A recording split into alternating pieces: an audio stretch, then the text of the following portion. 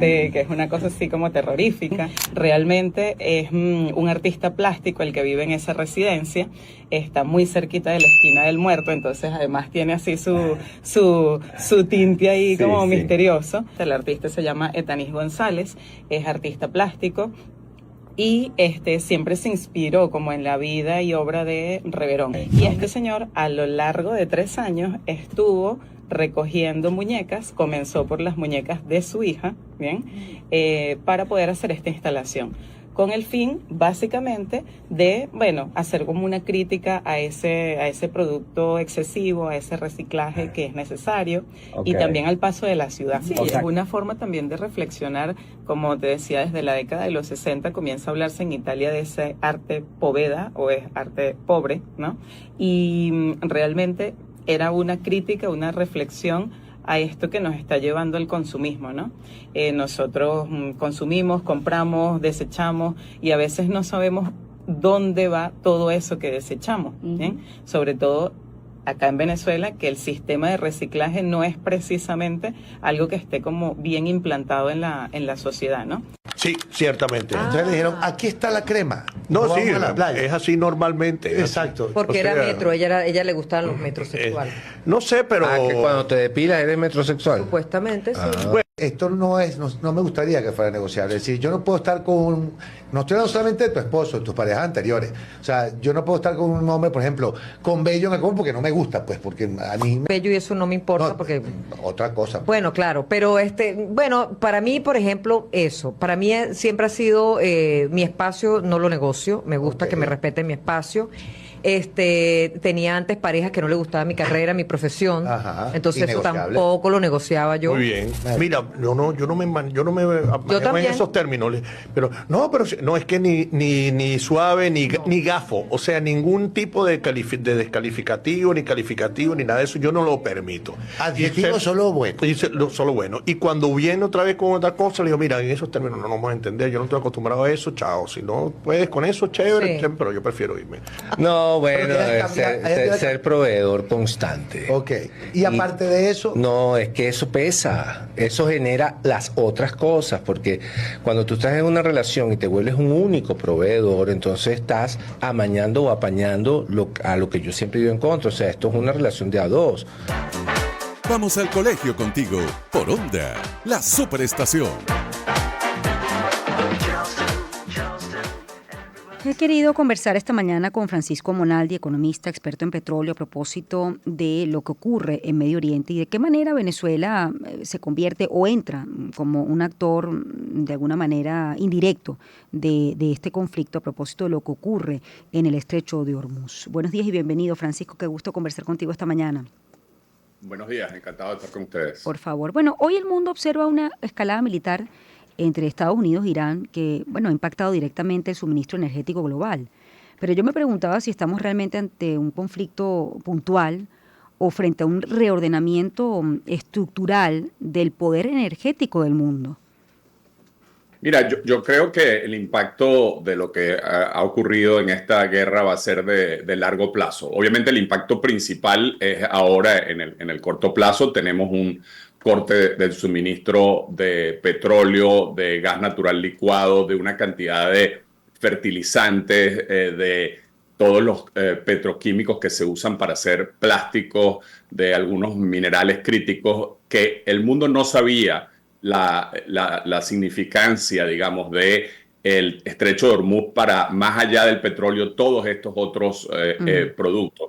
El petróleo obviamente es como la sangre de la economía mundial y por eso el impacto es relativamente inmediato, pero todos estos otros productos también van a tener efectos que van a llevar a que haya inflación en el mundo, y el hecho de que Irán haya podido cerrar el estrecho de Hormuz no solamente tiene repercusiones hoy en términos de potencialmente, o sea, de estos precios tanto más altos y de menor crecimiento económico, sino que le dan a Irán un poder tremendo sobre la economía mundial. Entonces eso va a llevar a que muchas cadenas de suministro se tengan que rebalancear, que se tengan que poner plantas en otros lados. Los sauditas van a tener que construir oleoductos para tratar de evitar el estrecho de Hormuz. La van a pasar muchísimas cosas a largo plazo por el hecho de que hemos visto que algo que todos pensábamos que era imposible, por lo grave que era, esto era algo tan grave que no debía haber pasado y pasó.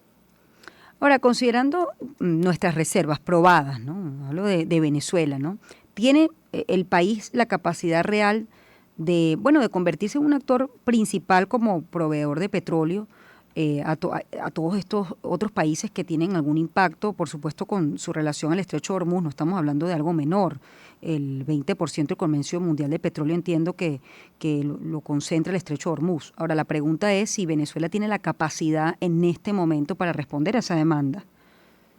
En el corto plazo, lamentablemente no. Venezuela va a incrementar su producción este año, pero va a aumentarlo de una forma que apenas afecta, digamos, estos barriles que salieron por el Estrecho de Hormuz. Ahora, en el largo plazo, obviamente el valor estratégico de Venezuela y de toda digamos, el hemisferio occidental, tanto del norte como de Sudamérica, se incrementa notablemente porque son regiones que están lejos de estos dos grandes conflictos, ¿no? El conflicto entre Ucrania y Rusia y el conflicto ahora en el Golfo Pérsico.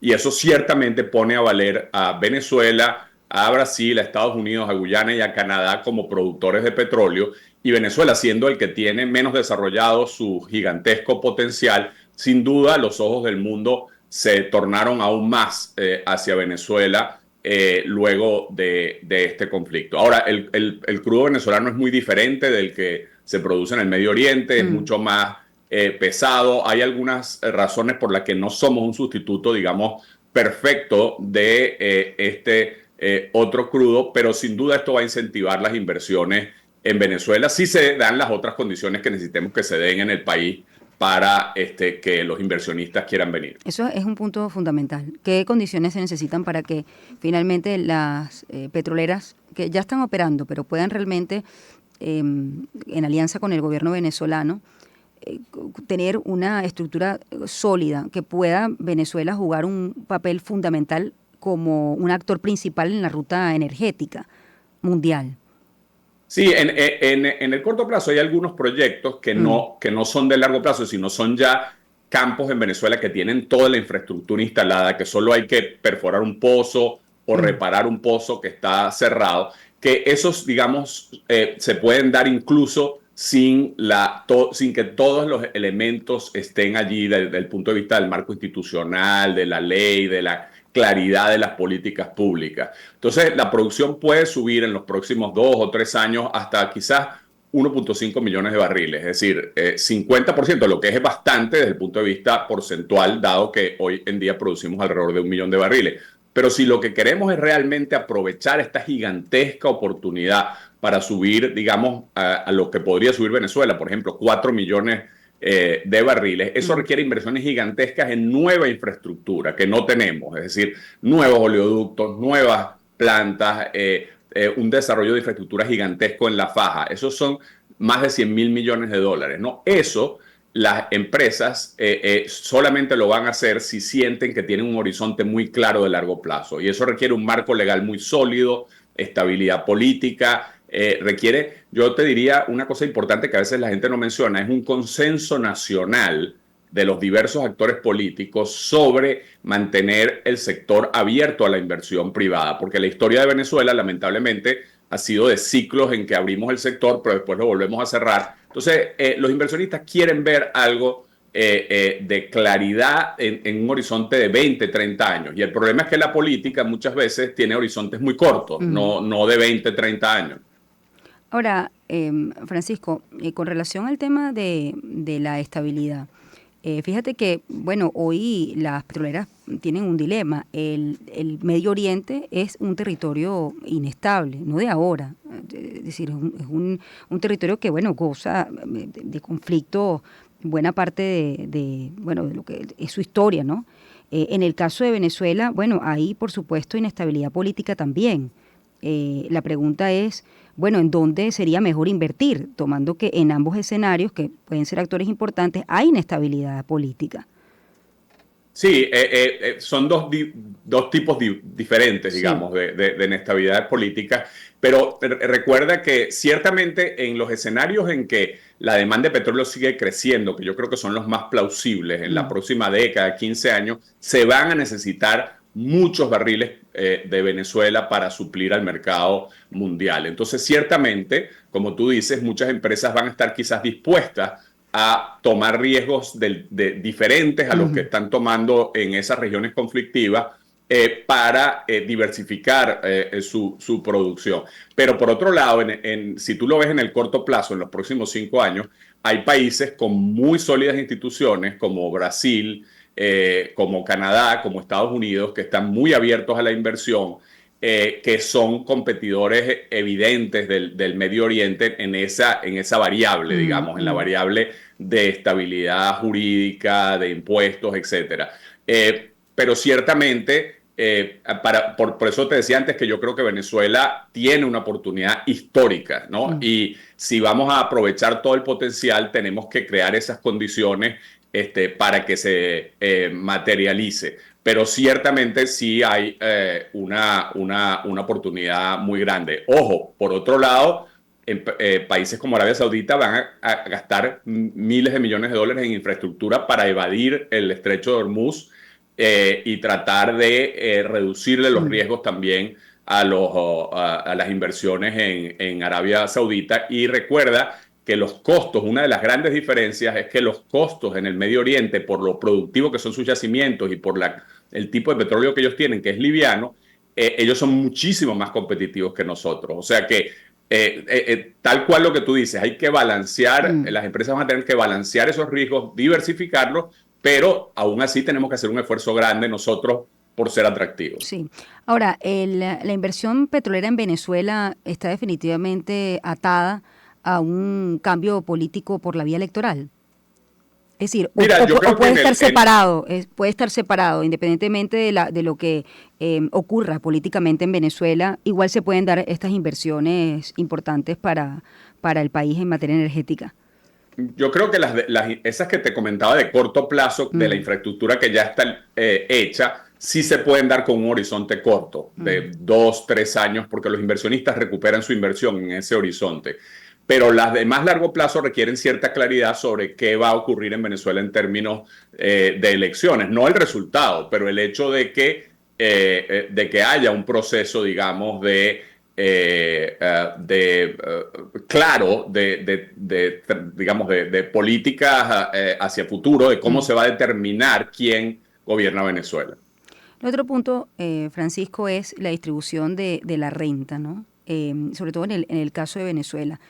Bueno, uno también aspira a que haya, digamos, transparencia en el sentido de que esa renta que entre, bueno, tú estás hablando que la posibilidad de llegar a 1.5 millones de barriles de petróleo en el corto o mediano plazo, pero eso también podría ser más si se dan las inversiones y obviamente atado a distintas condiciones que piden las petroleras. Pero la pregunta es, la distribución de esa renta, bueno, ¿cómo garantizar que definitivamente el dinero que ingrese, bueno, Venezuela reciba su parte y a su vez se distribuya al Estado, pues a la gente?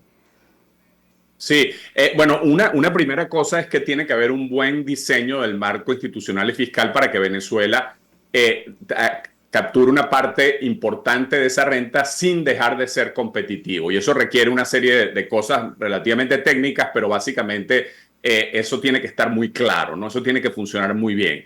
Después está el tema, como tú dices, de distribución. Nosotros en el pasado hemos fallado en varios temas, en la parte de lo que llamamos el manejo de la riqueza petrolera. Una es que nunca creamos un fondo de estabilización y entonces cada vez que caían los precios del petróleo, el país entra en una crisis. Eso no puede volver a pasar. Tenemos que tener un buen diseño que ahorre parte de esa renta petrolera y evite que suavice, digamos, esos ciclos tan fuertes que tiene la economía o que ha tenido la economía venezolana. Y además de eso, por supuesto, hay que agregarle otra serie de cosas, mucha transparencia, un uso de los recursos que sea sostenible, que sea sustentable en el tiempo. Si uno se gasta todo el ingreso petrolero en consumo, es decir, en cosas que no generan nuevo ingreso en el futuro, básicamente está destinado al fracaso como proyecto de desarrollo, ¿no?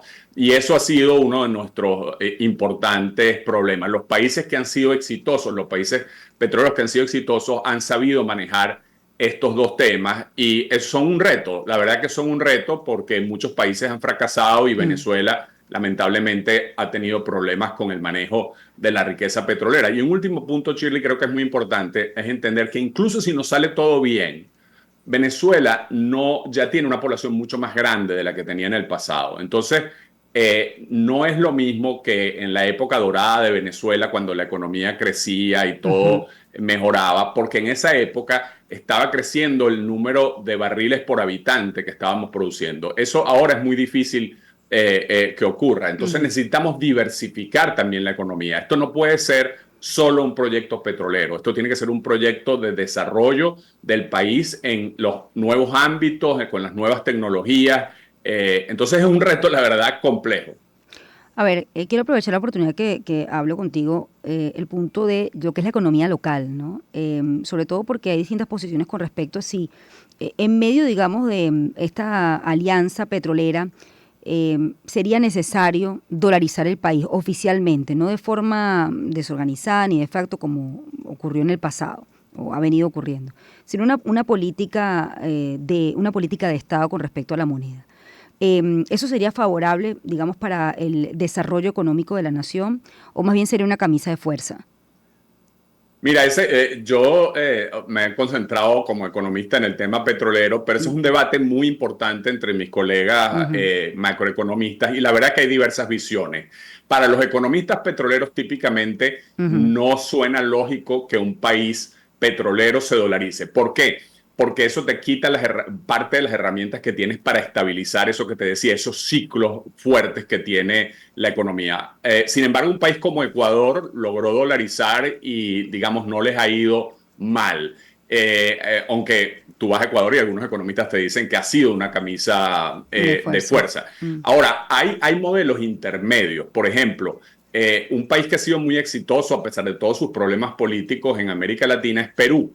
¿Y ellos qué tienen, Shirley? Ellos tienen bimonedas. Ellos tienen, tú puedes tener los bancos peruanos cuentas en dólares y cuentas en moneda local. Y el Banco Central de Perú regula esos dos mercados muy cuidadosamente para evitar que se generen problemas y ha funcionado bastante bien. Hay países como Argentina, que están pensando en moverse también en esa dirección, que te permite como que tener las ventajas de tener flexibilidad en el manejo de tu moneda con las, digamos, ventajas de también tener el dólar como instrumento. Ahora, eso requiere instituciones sólidas también, es decir, y cualquier sistema requiere instituciones sólidas, la verdad. Requiere un banco central independiente, muy bien manejado, y con unos objetivos muy claros y que la política de corto plazo no se mezcle en las decisiones de política monetaria.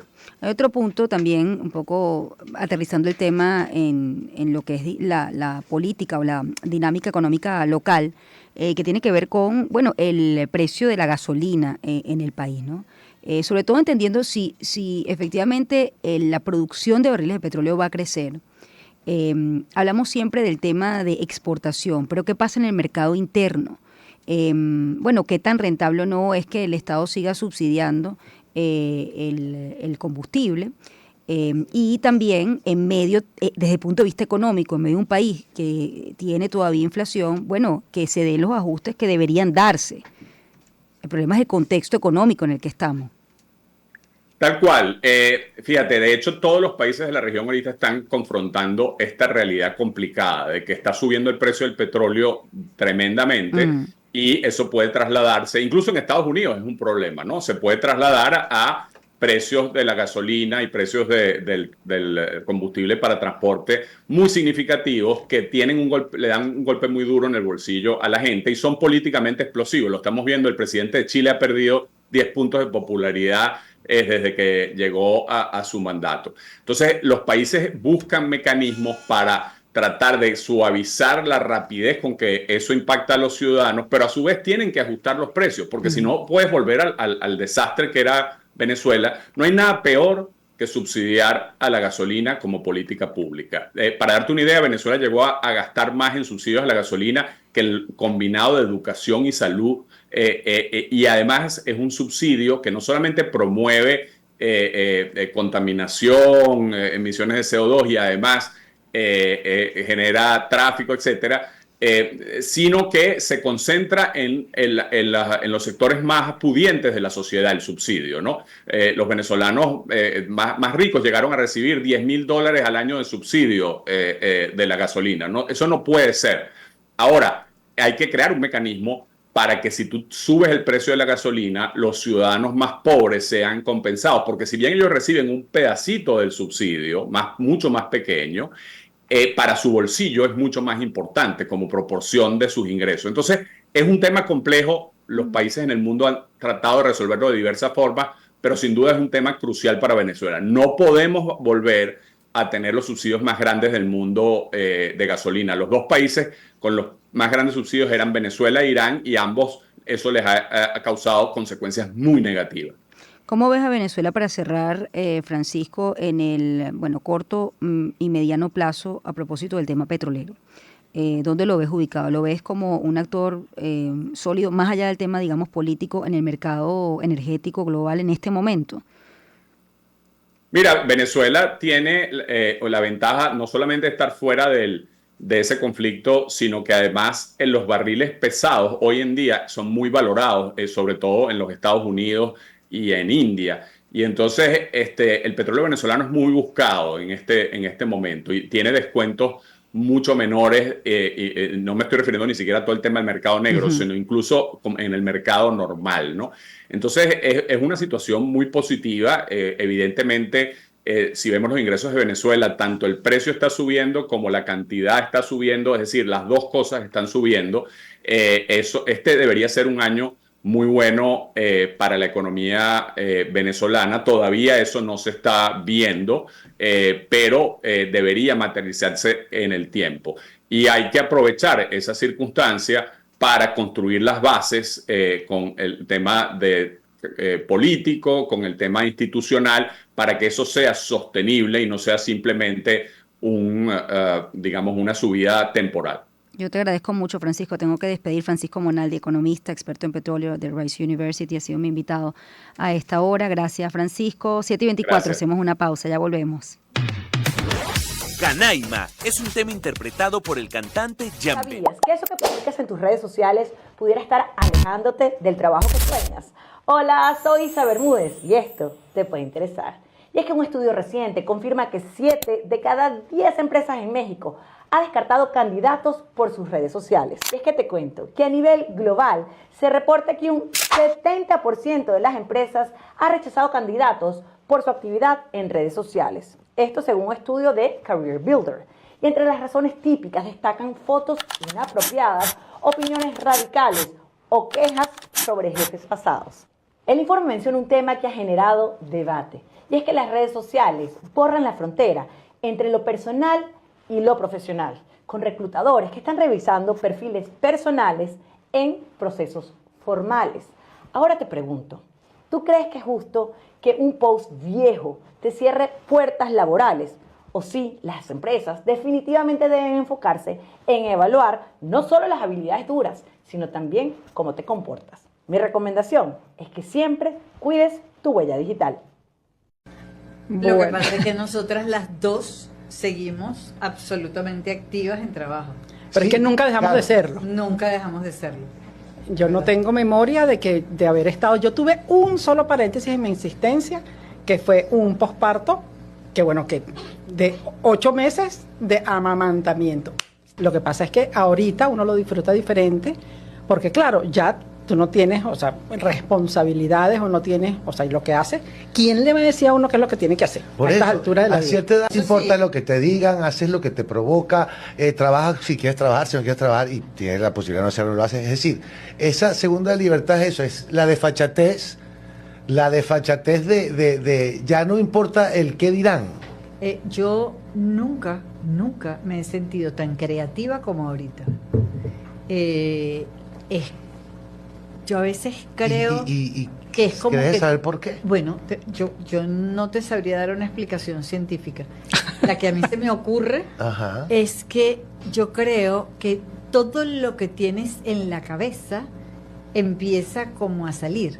Tú, De depender. Claro, si uno ha construido su independencia y tú tienes autonomía y has trabajado para ser autónomo y andar de tu cuenta, ¿cómo es que un buen día te van a decir que tú no puedes con el carro, que no puedes hacer esto? No juegue. Esa casa suelen decirle que es la casa de las 1000 cabezas, que es una cosa así como terrorífica. Realmente es un artista plástico el que vive en esa residencia, está muy cerquita de la esquina del muerto, entonces además tiene así su tinte ahí como misterioso. El artista se llama Etanis González, es artista plástico. Y siempre se inspiró como en la vida y obra de Reverón. Y este señor a lo largo de 3 años estuvo recogiendo muñecas, comenzó por las muñecas de su hija, ¿bien? Para poder hacer esta instalación, con el fin básicamente de, hacer como una crítica a ese producto excesivo, a ese reciclaje que es necesario, y también al paso de la ciudad. Sí, es una forma también de reflexionar, como te decía, desde la década de los 60 comienza a hablarse en Italia de ese arte poveda, o es arte pobre, ¿no? Y realmente era una crítica, una reflexión a esto que nos está llevando el consumismo, ¿no? Nosotros consumimos, compramos, desechamos y a veces no sabemos dónde va todo eso que desechamos, ¿bien? Sobre todo acá en Venezuela, que el sistema de reciclaje no es precisamente algo que esté como bien implantado en la sociedad, ¿no? Sí, ciertamente. Entonces le dijeron, aquí está la crema. No, Vamos sí, a la playa. es así normalmente. es Exacto. Porque O sea, era metro, ella le gustaban los metrosexuales. No sé, pero... Que cuando te depilas eres metrosexual. Supuestamente, sí. Esto no me gustaría que fuera negociable. Es decir, yo no puedo estar no estoy hablando solamente de tu esposo, de tus parejas anteriores. O sea, yo no puedo estar con un hombre, por ejemplo, con vello en el cuerpo porque no me gusta, pues, porque a mí... Bello, y eso no me importa porque... Otra cosa. Bueno, claro, pero para mí, por ejemplo, para mí siempre ha sido mi espacio, no lo negocio, me gusta que me respeten mi espacio. Tenía antes parejas que no le gustaba mi carrera, mi profesión. Ajá, entonces eso tampoco lo negociaba yo. Muy bien. Mira, yo no me manejo en esos términos, pero no es que ni suave ni gafo, o sea, ningún tipo de descalificativo ni calificativo ni nada de eso, yo no lo permito. Adjetivo solo bueno. Solo bueno. Y cuando viene otra vez con otra cosa, le digo, mira, en esos términos no nos vamos a entender, yo no estoy acostumbrado a eso, chao. Si no puedes con eso, chévere, pero yo prefiero irme. No, bueno, ser proveedor constante. Ok. Y aparte de eso... No, es que eso pesa. Eso genera las otras cosas, porque cuando tú estás en una relación y te vuelves un único proveedor, entonces estás amañando o apañando a lo que yo siempre digo en contra. O sea, esto es una relación de a dos. La relación de uno no existe, pero estoy solo, ¿entiendes? Onda, la superestación. Como la vida misma. Seria cuando se amerita, llena de fe cuando toca y en un bochinche cada vez que se puede. Shirley Radio con Shirley Barnaghi. Todo de la cultura pop. Valeria Valle y Jorge Roy. Un par que no necesita presentación. Kiara y Rafael Romero. Onda Beat. La onda de los melómanos. Leo Aldana y Mariana Marval. Un espacio pensado para hombres e irresistible para las mujeres. Mal entendido. Con Luis Jerónimo Abreu. Ya no estoy para eso. Mariela Celis y José Rafael Briceño. De lo bueno poco, porque si no empalaga. Somos tradición con futuro. Una radio que se escucha y se ve. Onda, la superestación. Así somos. ¿Sabías que eso que publicas en tus redes sociales pudiera estar alejándote del trabajo que sueñas? Hola, soy Isa Bermúdez y esto te puede interesar. Y es que un estudio reciente confirma que 7 de cada 10 empresas en México ha descartado candidatos por sus redes sociales. Y es que te cuento que a nivel global se reporta que un 70% de las empresas ha rechazado candidatos por su actividad en redes sociales. Esto según un estudio de Career Builder. Y entre las razones típicas destacan fotos inapropiadas, opiniones radicales o quejas sobre jefes pasados. El informe menciona un tema que ha generado debate, y es que las redes sociales borran la frontera entre lo personal y lo profesional, con reclutadores que están revisando perfiles personales en procesos formales. Ahora te pregunto, ¿tú crees que es justo que un post viejo te cierre puertas laborales? O sí, las empresas definitivamente deben enfocarse en evaluar no solo las habilidades duras, sino también cómo te comportas. Mi recomendación es que siempre cuides tu huella digital. Lo que pasa es que nosotras las dos seguimos absolutamente activas en trabajo. Pero sí, es que nunca dejamos de serlo. Nunca dejamos de serlo. Yo no tengo memoria de haber estado. Yo tuve un solo paréntesis en mi existencia, que fue un posparto, que de 8 meses de amamantamiento. Lo que pasa es que ahorita uno lo disfruta diferente, porque claro, ya tú no tienes, responsabilidades o no tienes, y lo que hace, ¿quién le va a decir a uno qué es lo que tiene que hacer? Por a estas eso, alturas de la a vida? cierta edad no importa lo que te digan, haces lo que te provoca, trabajas si quieres trabajar, si no quieres trabajar y tienes la posibilidad de no hacerlo, lo haces. Es decir, esa segunda libertad es eso, es la desfachatez de ya no importa el qué dirán. Yo nunca me he sentido tan creativa como ahorita. Yo a veces creo que es como ¿Quieres que, saber por qué? Bueno, yo no te sabría dar una explicación científica. La que a mí se me ocurre Ajá. es que yo creo que todo lo que tienes en la cabeza empieza como a salir. De depender. Claro, si uno ha construido su independencia y tú tienes autonomía y has trabajado para ser autónomo y andar de tu cuenta, ¿cómo es que un buen día te van a decir que tú no puedes con el carro, que no puedes hacer esto, no juegues? Esa casa suelen decirle que es la casa de las 1000 cabezas, que es una cosa así como terrorífica. Realmente es un artista plástico el que vive en esa residencia, está muy cerquita de la esquina del muerto, entonces además tiene así su tinte ahí como misterioso. El artista se llama Etanis González, es artista plástico y siempre se inspiró como en la vida y obra de Reverón. Y este señor a lo largo de 3 años estuvo recogiendo muñecas, comenzó por las muñecas de su hija, ¿bien? Para poder hacer esta instalación, con el fin básicamente de, hacer como una crítica a ese producto excesivo, a ese reciclaje que es necesario, y también al paso de la ciudad. Sí, es una forma también de reflexionar, como te decía, desde la década de los 60 comienza a hablarse en Italia de ese arte poveda, o es arte pobre, ¿no? Y realmente era una crítica, una reflexión a esto que nos está llevando el consumismo, ¿no? Nosotros consumimos, compramos, desechamos y a veces no sabemos dónde va todo eso que desechamos, ¿bien? Sobre todo acá en Venezuela, que el sistema de reciclaje no es precisamente algo que esté como bien implantado en la sociedad, ¿no? Sí, ciertamente. Entonces le dijeron, aquí está la crema. No, sí, vamos a la playa. es así normalmente. es Exacto. así. Porque era metro, ella era... Vidas que importan. Relatos que deben ser escuchados. Con Shirley Barnaghi. Hoy el mundo vuelve a mirar a la luna con el programa Artemis de la NASA y en ese esfuerzo hay talento venezolano. Hoy tengo el gusto de conversar con Carlos Tomás Mata, ingeniero electricista venezolano, diseñador del sistema de protecciones de descargas atmosféricas del SLS, programa Artemis. Buenos días y bienvenido, Carlos. Qué gusto conversar contigo esta mañana. Muy buenos días, Shirley. Muchas gracias por permitirme compartir con ustedes este espacio esta mañana. Por favor. Bueno, Carlos, lo primero que quiero preguntarte es, ¿qué significa en lo personal y en lo profesional ser parte de una misión de esta magnitud?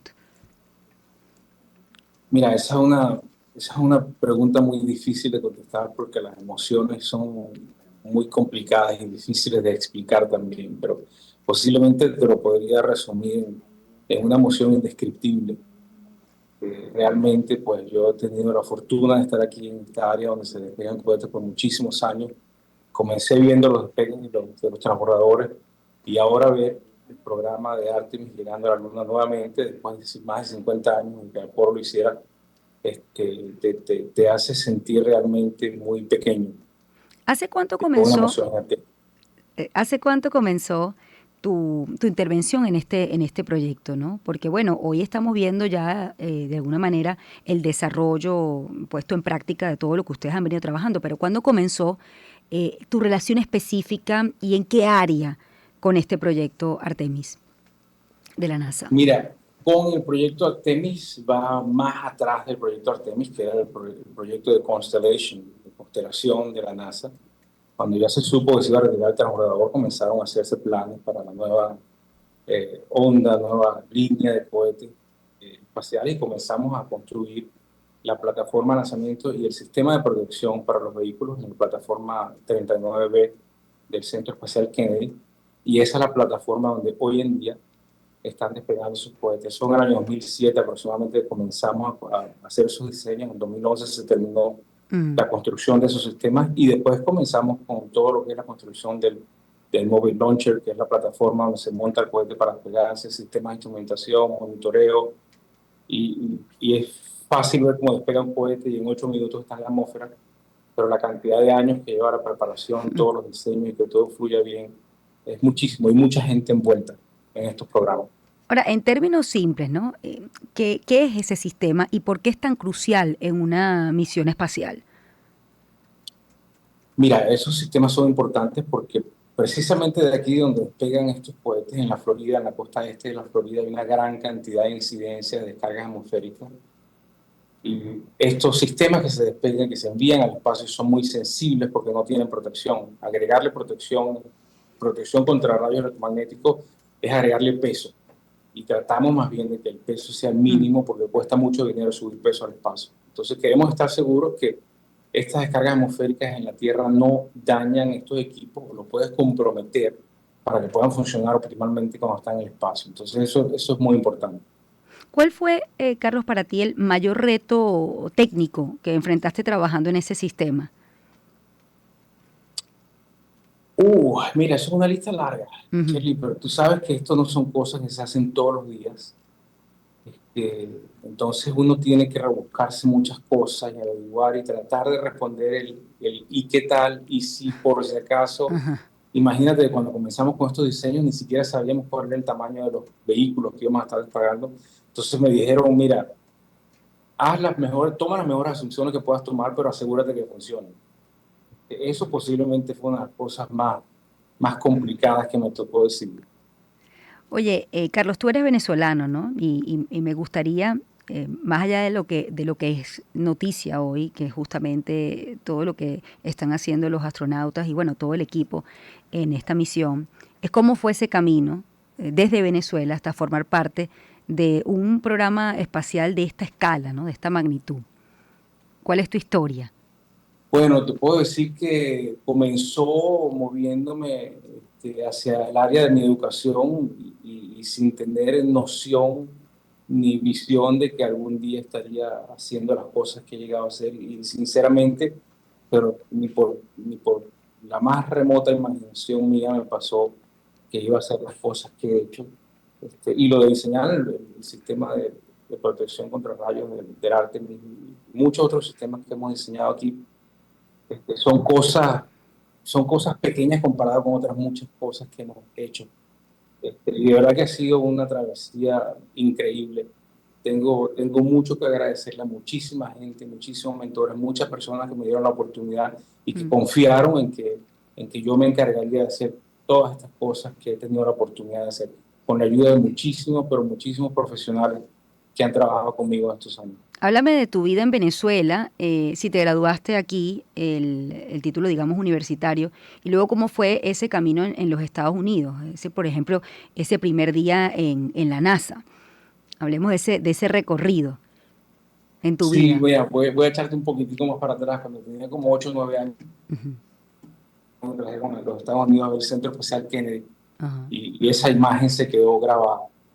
Entonces yo nací en Caracas, pero me mudé para Cumaná cuando estaba muy joven. Regresé a Caracas y fui a la Simón Bolívar.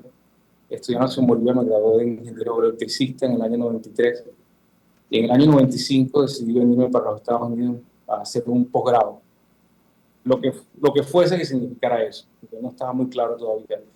Y en el 96 fue admitido en la Universidad de la Florida, comencé a trabajar en el laboratorio de los rayos. En el verano del 97 decidí quedarme y hacer mi PhD, mi doctorado. Y saliendo del doctorado en el 2000, después de unos viajes que me invitaron para un despegue, pues me hicieron una entrevista y me llevaron al Centro Espacial Kennedy para hacer una entrevista. Y todavía recuerdo el día que llegué y pasé por el guardia de seguridad. Llegué como 4 horas antes de la entrevista. Y él me decía, ¿sabes a dónde vas? Y yo, no tengo idea, pero voy a averiguar a dónde voy. Y entré y caminé por aquellos edificios, caminé por edificios históricos de la época del Apolo. Salí de ahí, fue a comer algo, me estaba muriendo de hambre.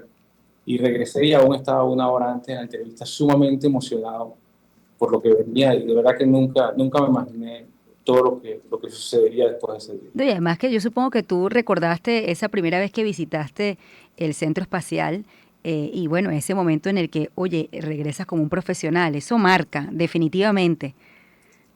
Lo tenía muy vivo cuando entré al centro espacial, ¿sabes? Sí, así es, comparto una experiencia similar. Me pasó lo mismo cuando uno está en un estudio de televisión, entras como niño y luego entras como profesional. Bueno, definitivamente hay un camino de trabajo, ¿no? Sin duda, y de formación, y eso es muy satisfactorio.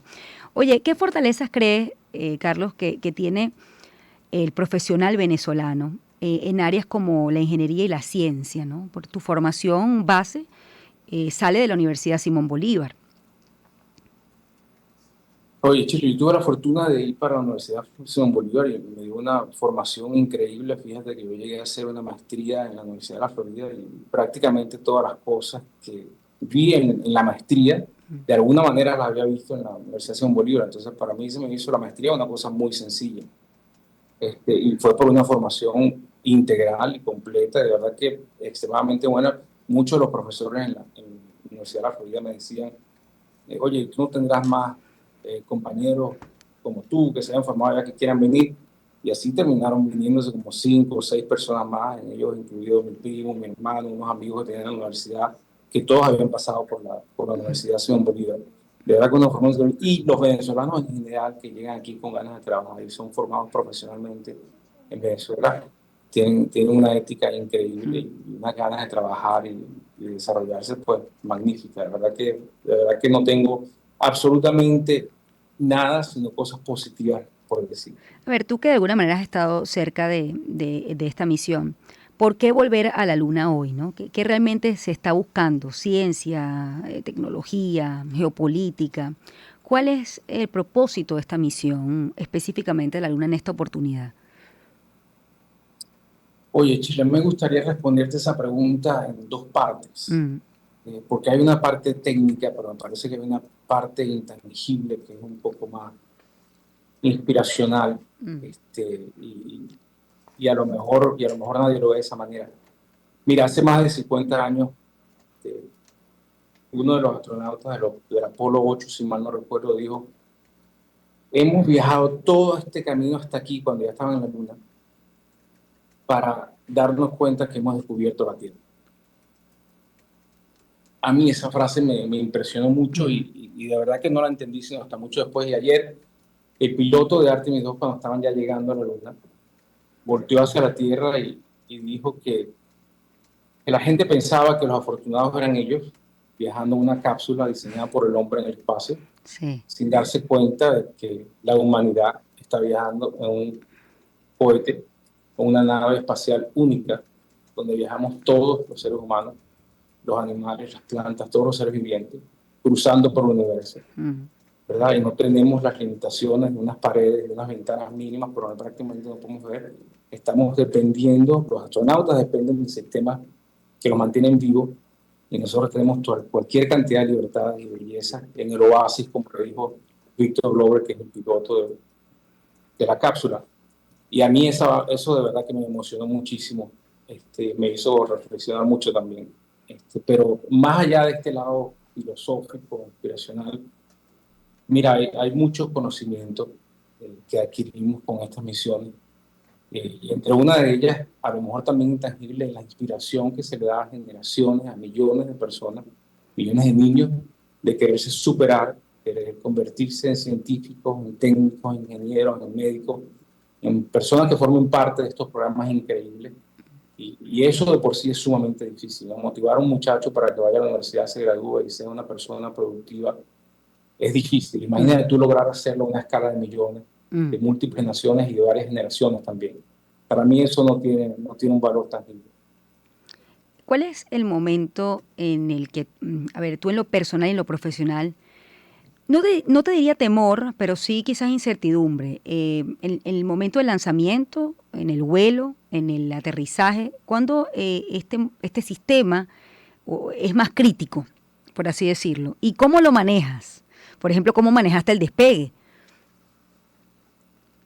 Oye, qué pregunta tan interesante esa. Tú sabes que muy poca gente sabe que esto lleva una gran cantidad de etapas, ¿verdad? No solamente es la etapa del diseño, que dura muchos años, sino después viene la etapa de prueba. Entonces, lo que se llama el core stage, que es la parte principal del cohete, esa se prueba en el Centro Espacial Stennis, se llama el Stennis Space Center, y ahí se tiene que poner en un aparato gigantesco donde se disparan los motores, se prueban todos los motores, y ya ahí comienza el nerviosismo, ¿verdad? Porque tú sabes que es lo que viene ahí, el core stage está expuesto también a descargas atmosféricas y tenemos que diseñar cajas y cosas para protegerlo porque el vehículo no está integrado en su totalidad y no tiene la protección que tienen las plataformas. Y sigue este proceso hasta que finalmente llegas a ver el cohete en la plataforma y la emoción es increíble. Ahora, cuando tú sabes que van a ir humanos en la parte de arriba, cuando llega el día del lanzamiento, sobre todo cuando tú ves que hay tormentas en el área, pues te comienza esta piquiña por dentro que tú dices, Dios, que todo suceda, que todo salga bien, tú sabes lo que está en juego. Ya el día del lanzamiento, que es cuando comienzan con el conteo final, tú escuchas el 4, 3, 2, 1. Mira, no te miento, a mí se me salen las lágrimas de verdad de la emoción, pero no es sino hasta que cuando son misiones con humanos, hasta que no sacan a los humanos de las cápsulas o hasta que no aterrizaba el transbordador y salían las personas del transbordador, en ese momento cuando tú respiras realmente y cuando comienzas nuevamente a dormir con un poco más de tranquilidad. Me imagino. Sí, es un proceso bien largo.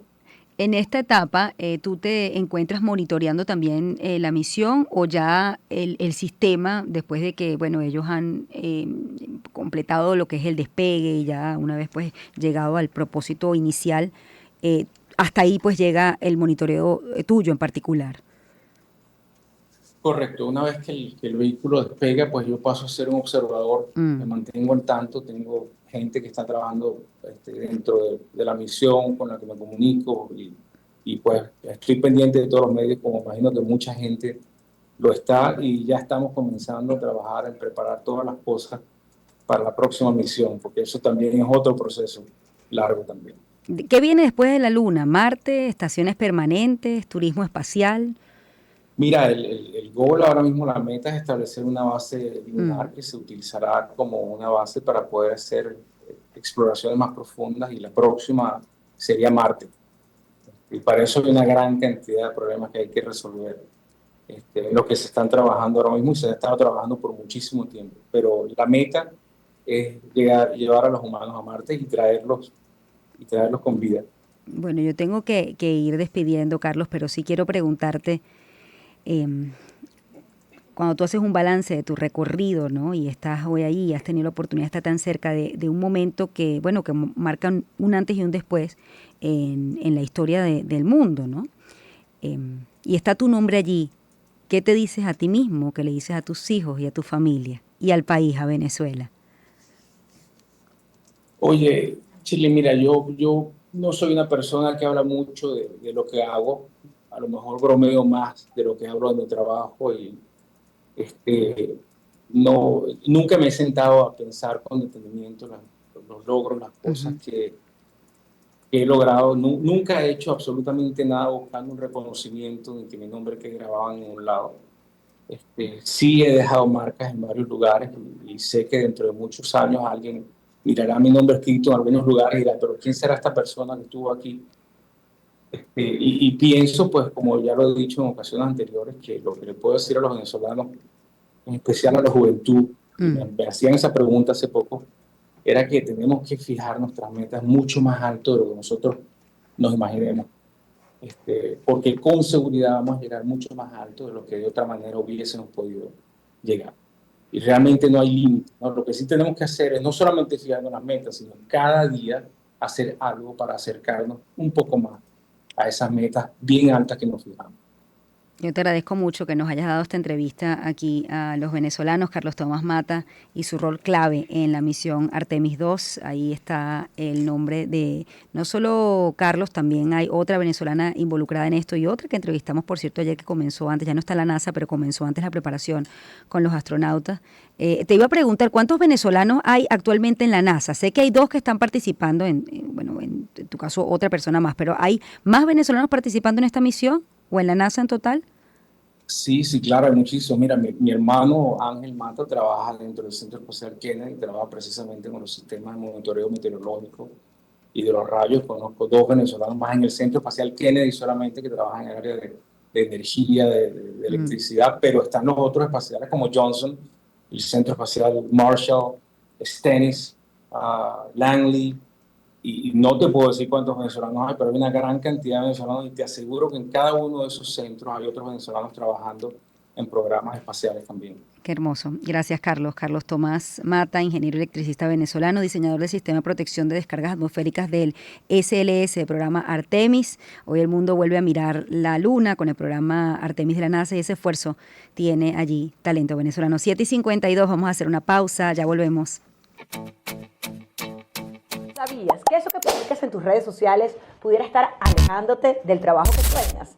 Hola, soy Isa Bermúdez y esto te puede interesar.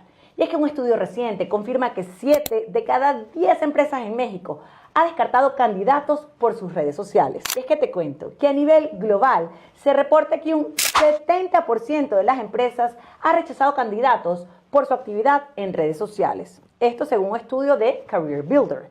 Y entre las razones típicas destacan fotos inapropiadas, opiniones radicales o quejas sobre jefes pasados.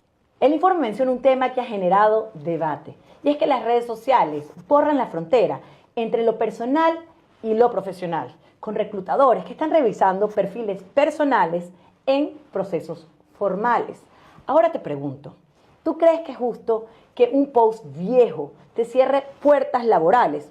O sí, las empresas definitivamente deben enfocarse en evaluar no solo las habilidades duras, sino también cómo te comportas. Mi recomendación es que siempre cuides tu huella digital. Lo que pasa es que nosotras las 2 seguimos absolutamente activas en trabajo. Pero es que nunca dejamos de serlo. Nunca dejamos de serlo. Yo no tengo memoria de haber estado. Yo tuve un solo paréntesis en mi existencia, que fue un posparto, que de 8 meses de amamantamiento. Lo que pasa es que ahorita uno lo disfruta diferente, porque claro, ya tú no tienes, responsabilidades o no tienes, y lo que haces, ¿quién le va a decir a uno qué es lo que tiene que hacer? Por a estas eso, alturas de la a vida? cierta edad no importa lo que te digan, haces lo que te provoca, trabajas si quieres trabajar, si no quieres trabajar y tienes la posibilidad de no hacerlo, lo haces. Es decir, esa segunda libertad es eso, es la desfachatez de ya no importa el qué dirán. Yo nunca me he sentido tan creativa como ahorita. Yo a veces creo que es como ¿quieres que... saber por qué? Bueno, yo no te sabría dar una explicación científica. La que a mí se me ocurre es que yo creo que todo lo que tienes en la cabeza empieza como a salir. De depender. Claro, si uno ha construido su independencia y tú tienes autonomía y has trabajado para ser autónomo y andar de tu cuenta, ¿cómo es que un buen día te van a decir que tú no puedes con el carro, que no puedes hacer esto, no juegues?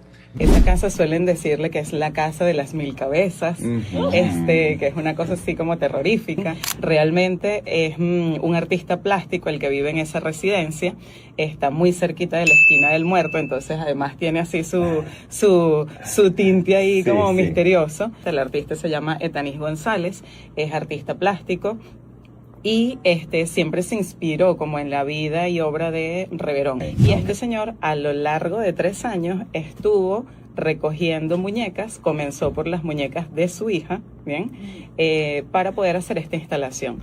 con el fin, básicamente, de, bueno, hacer como una crítica a ese producto excesivo, a ese reciclaje que es necesario, y también al paso de la ciudad. Sí, es una forma también de reflexionar, como te decía, desde la década de los 60 comienza a hablarse en Italia de ese arte poveda, o es arte pobre, ¿no? Y realmente era una crítica, una reflexión a esto que nos está llevando el consumismo, ¿no? Nosotros consumimos, compramos, desechamos y a veces no sabemos dónde va todo eso que desechamos, ¿bien? Sobre todo acá en Venezuela, que el sistema de reciclaje no es precisamente algo que esté como bien implantado en la sociedad, ¿no? Sí, ciertamente. Entonces le dijeron, aquí está la crema. No, Vamos sí, a la playa. es así normalmente. Exacto. Porque era metro, ella le gustaban los metrosexuales. No sé, pero... que cuando te depilas eres metrosexual. Supuestamente, sí. Bueno, esto no me gustaría que fuera negociable. Es decir, yo no puedo estar con... No estoy hablando solamente de tu esposo, de tus parejas anteriores. O sea, yo no puedo estar con un hombre, por ejemplo, con vello en el cuerpo porque no me gusta, pues, porque a mí... Bello y eso no me importa porque... Otra cosa. Bueno, claro, pero bueno, para mí, por ejemplo, eso. Para mí siempre ha sido mi espacio, no lo negocio. Me gusta que me respeten mi espacio. Tenía antes parejas que no le gustaba mi carrera, mi profesión. Entonces eso tampoco lo negociaba yo. Muy bien. Mira, yo no me manejo en esos términos. Pero no es que ni suave ni gafo, o sea, ningún tipo de descalificativo, ni calificativo, ni nada de eso, yo no lo permito. Adjetivo solo bueno.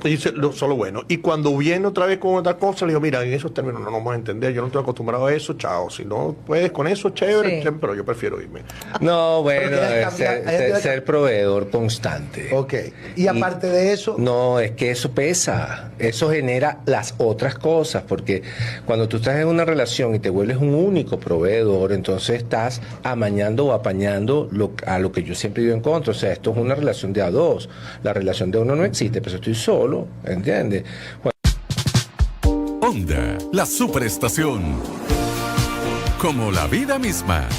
Seria cuando se amerita, llena de fe cuando toca y en un bochinche cada vez que se puede. Shirley Radio con Shirley Barnaghi.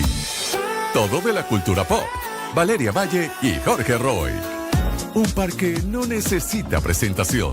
Kiara y Rafael Romero. Onda Beat. La onda de los melómanos. Leo Aldana y Mariana Marval. Un espacio pensado para hombres e irresistible para las mujeres. Mal entendido. Con Luis Jerónimo Abreu. Ya no estoy para eso. Mariela Celis y José Rafael Briceño. De lo bueno poco, porque si no empalaga. Somos tradición con futuro. Una radio que se escucha y se ve. Onda, la superestación. Así somos. ¿Sabías que eso que publicas en tus redes sociales pudiera estar alejándote del trabajo que sueñas? Hola, soy Isa Bermúdez y esto te puede interesar. Y es que un estudio reciente confirma que 7 de cada 10 empresas en México ha descartado candidatos por sus redes sociales. Y es que te cuento que a nivel global se reporta que un 70% de las empresas ha rechazado candidatos por su actividad en redes sociales. Esto según un estudio de Career Builder. Y entre las razones típicas destacan fotos inapropiadas, opiniones radicales o quejas sobre jefes pasados. El informe menciona un tema que ha generado debate, y es que las redes sociales borran la frontera entre lo personal y lo profesional, con reclutadores que están revisando perfiles personales en procesos formales. Ahora te pregunto, ¿tú crees que es justo que un post viejo te cierre puertas laborales? O sí, las empresas definitivamente deben enfocarse en evaluar no solo las habilidades duras, sino también cómo te comportas. Mi recomendación es que siempre cuides tu huella digital. Lo que pasa es que nosotras las dos seguimos absolutamente activas en trabajo. Pero es que nunca dejamos de serlo. Nunca dejamos de serlo. Yo no tengo memoria de haber estado... Yo tuve un solo paréntesis en mi existencia, que fue un posparto, que bueno, que de 8 meses de amamantamiento. Lo que pasa es que ahorita uno lo disfruta diferente, porque claro, ya tú no tienes, o sea, responsabilidades o no tienes, o sea, y lo que haces, ¿quién le va a decir a uno qué es lo que tiene que hacer Por a estas eso, alturas de la a vida? cierta edad no importa lo que te digan, haces lo que te provoca, trabajas si quieres trabajar, si no quieres trabajar y tienes la posibilidad de no hacerlo, lo haces. Es decir, esa segunda libertad es eso, es la desfachatez de ya no importa el qué dirán. Yo nunca me he sentido tan creativa como ahorita. Yo a veces creo que es como ¿Quieres que, saber por qué? Bueno, yo no te sabría dar una explicación científica. La que a mí se me ocurre Ajá. es que yo creo que todo lo que tienes en la cabeza empieza como a salir. Tú, de depender. Claro, si uno ha construido su independencia y tú tienes autonomía y has trabajado para ser autónomo y andar de tu cuenta, ¿cómo es que un buen día te van a decir que tú no puedes con el carro, que no puedes hacer esto, no juegues? Esa casa suelen decirle que es la casa de las 1000 cabezas, que es una cosa así como terrorífica. Realmente es un artista plástico el que vive en esa residencia, está muy cerquita de la esquina del muerto, entonces además tiene así su tinte ahí como misterioso. El artista se llama Etanis González, es artista plástico. Y siempre se inspiró como en la vida y obra de Reverón. Y este señor a lo largo de 3 años estuvo recogiendo muñecas, comenzó por las muñecas de su hija, ¿bien? Para poder hacer esta instalación, con el fin básicamente de, hacer como una crítica a ese producto excesivo, a ese reciclaje que es necesario, y también al paso de la ciudad. Sí, es una forma también de reflexionar, como te decía, desde la década de los 60 comienza a hablarse en Italia de ese arte poveda, o es arte pobre, ¿no? Y realmente era una crítica, una reflexión a esto que nos está llevando al consumismo, ¿no? Nosotros consumimos, compramos, desechamos y a veces no sabemos dónde va todo eso que desechamos, ¿bien? Sobre todo acá en Venezuela, que el sistema de reciclaje no es precisamente algo que esté como bien implantado en la sociedad, ¿no? Sí, ciertamente. Entonces le dijeron, aquí está la crema. No, sí, a la playa. es así normalmente. Exacto. Porque era metro, ella le gustaban los metrosexuales. No sé, pero... que cuando te depilas eres metrosexual. Supuestamente, sí. Bueno, esto no me gustaría que fuera negociable. Es decir, yo no puedo estar no estoy hablando solamente de tu esposo, de tus parejas anteriores. O sea, yo no puedo estar con un hombre, por ejemplo, con vello en el cuerpo porque no me gusta, pues, porque a mí... Bello y eso no me importa porque... Otra cosa. Bueno, claro, pero para mí, por ejemplo, eso. Para mí siempre ha sido mi espacio, no lo negocio. Me gusta que me respeten mi espacio. Tenía antes parejas que no le gustaba mi carrera, mi profesión. Ajá, entonces eso tampoco lo negociaba yo. Muy bien. Mira, yo no me manejo en esos términos, pero no es que ni suave ni gafo, o sea, ningún tipo de descalificativo ni calificativo ni nada de eso, yo no lo permito. Adjetivo solo bueno. Solo bueno. Y cuando viene otra vez con otra cosa, le digo, mira, en esos términos no nos vamos a entender, yo no estoy acostumbrado a eso, chao. Si no puedes con eso, chévere, pero yo prefiero irme. No, bueno, ser proveedor constante. Ok. Y aparte de eso... No, es que eso pesa. Eso genera las otras cosas, porque cuando tú estás en una relación y te vuelves un único proveedor, entonces estás amañando o apañando a lo que yo siempre digo en contra. O sea, esto es una relación de a dos. La relación de uno no existe, pero estoy solo, ¿entiendes? Onda, la superestación. Como la vida misma. Seria cuando se amerita, llena de fe cuando toca y en un bochinche cada vez que se puede. Shirley Radio con Shirley Barnaghi. Todo de la cultura pop. Valeria Valle y Jorge Roy. Un par que no necesita presentación. Kiara y Rafael Romero. Onda Beat. La onda de los melómanos. Leo Aldana y Mariana Marval.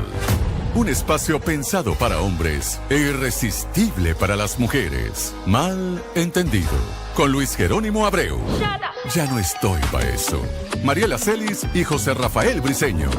De lo bueno poco, porque si no empalaga. Somos tradición con futuro. Una radio que se escucha y se ve. Onda, la superestación. Así somos. ¿Sabías que eso que publicas en tus redes sociales pudiera estar alejándote del trabajo que sueñas? Hola, soy Isa Bermúdez y esto te puede interesar. Y es que un estudio reciente confirma que 7 de cada 10 empresas en México ha descartado candidatos por sus redes sociales. Y es que te cuento que a nivel global se reporta que un 70% de las empresas ha rechazado candidatos por su actividad en redes sociales. Esto según un estudio de Career Builder. Y entre las razones típicas destacan fotos inapropiadas, opiniones radicales o quejas sobre jefes pasados. El informe menciona un tema que ha generado debate, y es que las redes sociales borran la frontera entre lo personal y lo profesional, con reclutadores que están revisando perfiles personales en procesos formales. Ahora te pregunto, ¿tú crees que es justo? Miren, la música ha sido un elemento clave en la historia de los viajes espaciales, y la NASA utiliza para despertar a los astronautas de su sueño, a veces también para inspirarlos, en momentos claves de la misión, la música. Hay una playlist que acompaña a los tripulantes de Artemis 2. Se llama NASA Moon Tunes y está disponible en Spotify y en Apple Music. Y estas son parte de las canciones que hoy están despertando a los astronautas o acompañando a los astronautas de la misión Artemis. Por ejemplo, este tema, Young and Six de Sleepyhead.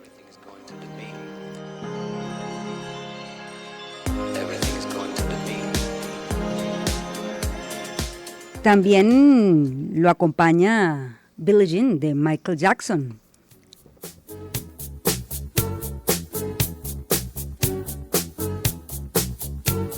Pero nosotros revisamos esa playlist y no vimos ninguna canción latina. Nada. Así que en Chile Radio nos pusimos la meta de hacerle un playlist a los tripulantes con canciones que nosotros consideramos que deben incluirse. La primera que le enviamos a los astronautas de la misión Artemis, Tonada de Luna Llena de Simón Díaz. Tu corazón con el mío, luna llena. También les recomendamos que escuchen reggaetón con el rey del reggaetón Daddy Yankee y Randy con este tema.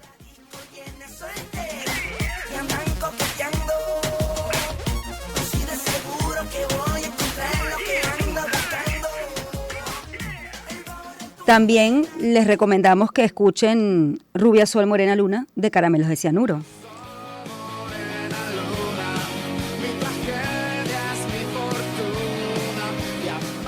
Cara Luna de Bacilos también tiene que estar en ese playlist.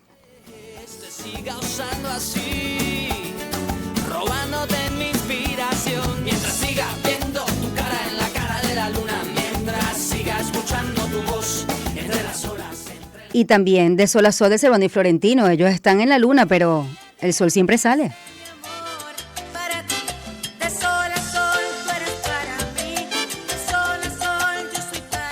Y tienen que escuchar Tambor Urbano allá en la luna, con la luna. Esta versión es de Jesús Fernández y Ricardo Reina, pero está inspirada en la canción La Conchita de Tambor Urbano. Hasta que salga la luna, vamos a seguir cantando la O.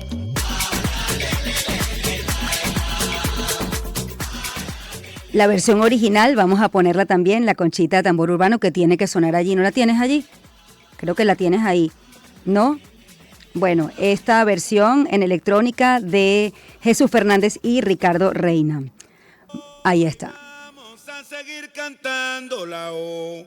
Vamos a seguir cantando la O hasta que salga la luna. A la le le le le la y a la e.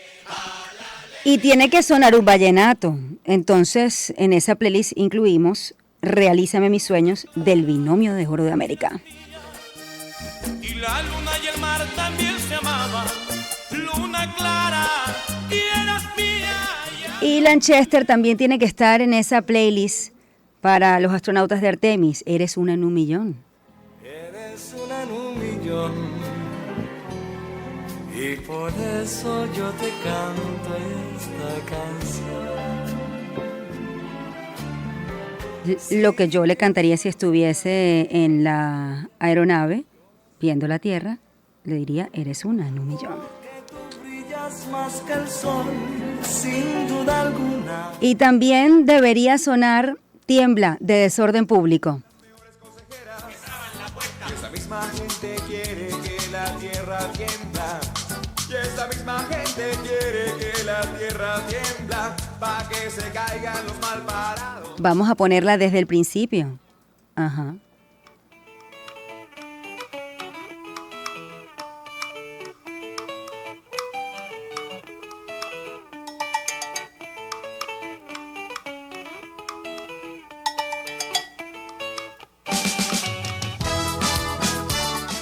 Tiembla, de Desorden Público, la que tiene que estar en el playlist de los astronautas que están en Artemis, porque ahí está la Tierra y la Tierra tiembla.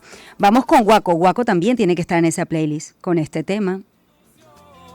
Y no hay vida que yo viva sin tu voz.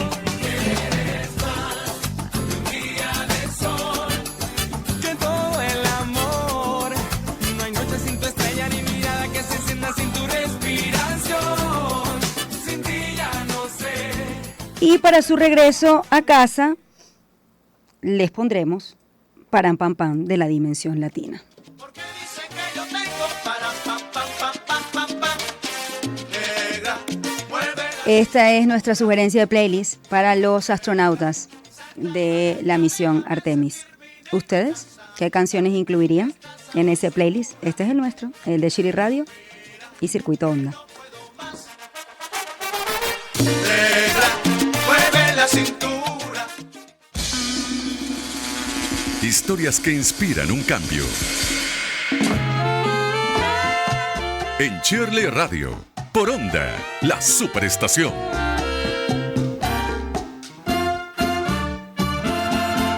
Hoy he invitado a Isabel, bueno, yo le digo Isa Bermúdez Febres, pero sí, su nombre completo es Isabel, ¿no? Isabel Bermúdez Febres, psicólogo financiero.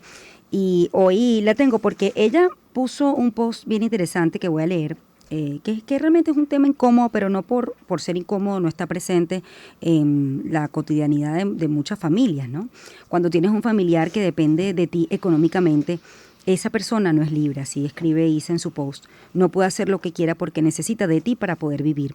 Pasa con un hijo adulto, con un hermano, con un familiar cercano, personas en edad productiva que podrían sostenerse, pero no lo están haciendo. Y aquí viene lo difícil. Cuando tú mantienes a alguien completamente, esa persona no desarrolla su capacidad de hacerse cargo de sí misma. Y eso tiene consecuencias. Si hoy le das a ese ser querido, por ejemplo, $300 todos los meses, esa persona va a organizar su vida alrededor de esos $300. Y si le dices, a partir de ahora te puedo ayudar con 100, algo mágico sucede. Cuando alguien necesita resolver, se mueve. Bueno, parte de hoy lo que quise conversar con Isa es precisamente esto, que como les dije está presente en muchas familias. Y bueno, que hay una relación entre, bueno, sí, dependencia económica, ayuda, buena voluntad, buena fe, y por otra parte una circunstancia también difícil de país que le ha tocado vivir a muchas familias, ¿no? Entonces hay una cantidad de contextos que, bueno, que se confluyen en esta situación que genera una dependencia mutua, ¿no? Del que recibe y el que da.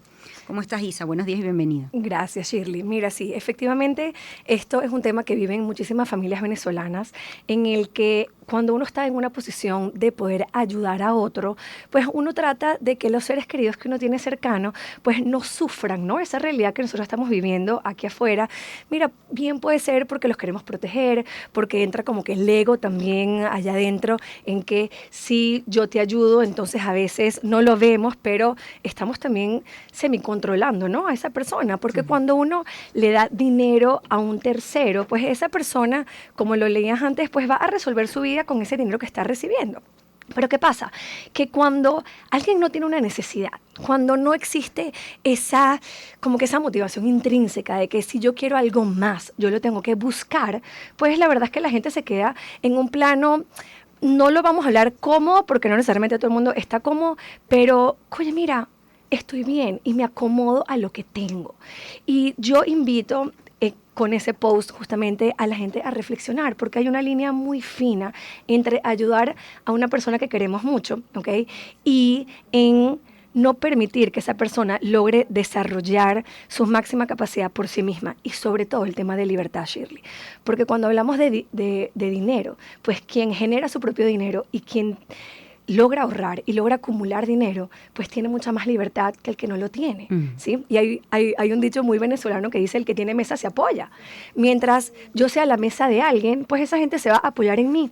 Y también existe aquellos que tienen dinero para ayudar, pero tienen los que no. Y sienten esa necesidad o esa culpa de que como yo sí estoy, digamos, bien, entre comillas, pues yo también tengo que resolverle la vida a los demás. Y te voy a poner un ejemplo mío propio, que yo me acuerdo en el 2015, 2016, esa época de hiperinflación horrorosa que vivíamos, yo era la mesa de cambio de mi familia, ¿no? Entonces yo tenía a mi mamá, a mi hermana, quien yo no quería, no, que ellos se estresaron por este tema de, oye, que cada día el dinero valía menos de su salario, etcétera. Y pues yo era a la que llamaban a cada rato a, y Sanito, que me cambies $10. Estoy en el automercado, cámbiame 20. Mira, y yo me llenaba de una ansiedad horrorosa. Y yo decía, no, pero déjame resolverles porque pobrecitos, ellos no saben. ¿Cómo que no saben? Y yo me acuerdo un día que mi esposo me dijo: Isa, tú te estás cargando de una cantidad de cosas y de ansiedad financiera de otros por tratar de protegerlos de una realidad que está allá afuera y le toca la vida a todo el mundo. Y me costó como 2 semanas cerrar ese chorro y decir, no tengo más para cambiarte. Ojo, y tampoco era que yo estaba poniendo plata, era su dinero, pero yo como que estaba haciendo esa transacción. Y yo ahí aprendí que la gente, claro, se estaba apoyando en mí porque era lo más fácil, ¿ok? Y porque yo también se lo estaba permitiendo. Y el día que yo dije, mira, yo ya no tengo más para cambiar, ¿no? O toma el número de la persona que me ayuda. Mira, vi que todo el mundo empezó a resolver solo, ¿sí? Y ya no necesitaban de mí. Y ahí yo me di cuenta de que yo también estaba fungiendo un rol que, 1, no me correspondía, 2, que lo estaba agarrando más bien como por ego, ¿no? O sea, como que yo soy la salvadora aquí de la familia y yo voy a resolver. Y dije, wow, pero yo también me estoy cargando de una cantidad de cosas. Imagínate si yo, en ese caso, yo no estaba poniendo plata. Los que sí tienen que poner dinero para tratar de resolverle la vida a los demás. Y aquí es en donde yo quiero que la gente piense en, oye, si tú hoy en día estás ayudando a un hijo tuyo que ya es adulto, ¿sí? Como para que, no, pero para que él pueda resolver su vida o se dedique a sus estudios y... Oye, piensa en las oportunidades que le estás quitando a esa persona de realmente poder ser libre, de poder tomar decisiones, de darse cuenta de que es capaz de hacer una cantidad de cosas maravillosas por su vida y por sí mismo, que le va a permitir siempre tener libertad. Es cierto, la libertad, bueno, personal también, que es muy duro, pero depende también de la libertad económica que tengas. Si otra persona es tu proveedor, tú no eres libre tampoco de tus decisiones. Porque tú estás trabajando, o sea, estás viviendo con el dinero del otro, que te da el otro. Exactamente, Shirley. Y es que en una cantidad de estudios psicológicos que se han hecho, hay una correlación enorme entre la libertad y el tener dinero. Cuando una persona tiene dinero, cuando una persona produce dinero, cuando una persona ahorra dinero, es mucho más libre de hacer lo que quiera con su vida, de tomar decisiones, de decidir si está en un lugar o se va, si está en una relación o no está, si se compra algo o no se lo compra. Y por eso es que yo invito a que las personas concienticen de que si en este momento tú estás resolviéndole la vida a un tercero económicamente, pues traces una línea muy fina y a partir de ahora digas, capaz yo estoy semipisoteando a esa otra persona al no darle una libertad plena, porque depende 100% de mí. Y yo no voy a estar ahí toda la vida. Entonces, ¿en qué momento vamos a dejar que ese tercero pues tome reacción, sea responsable de su propia vida y además sea libre?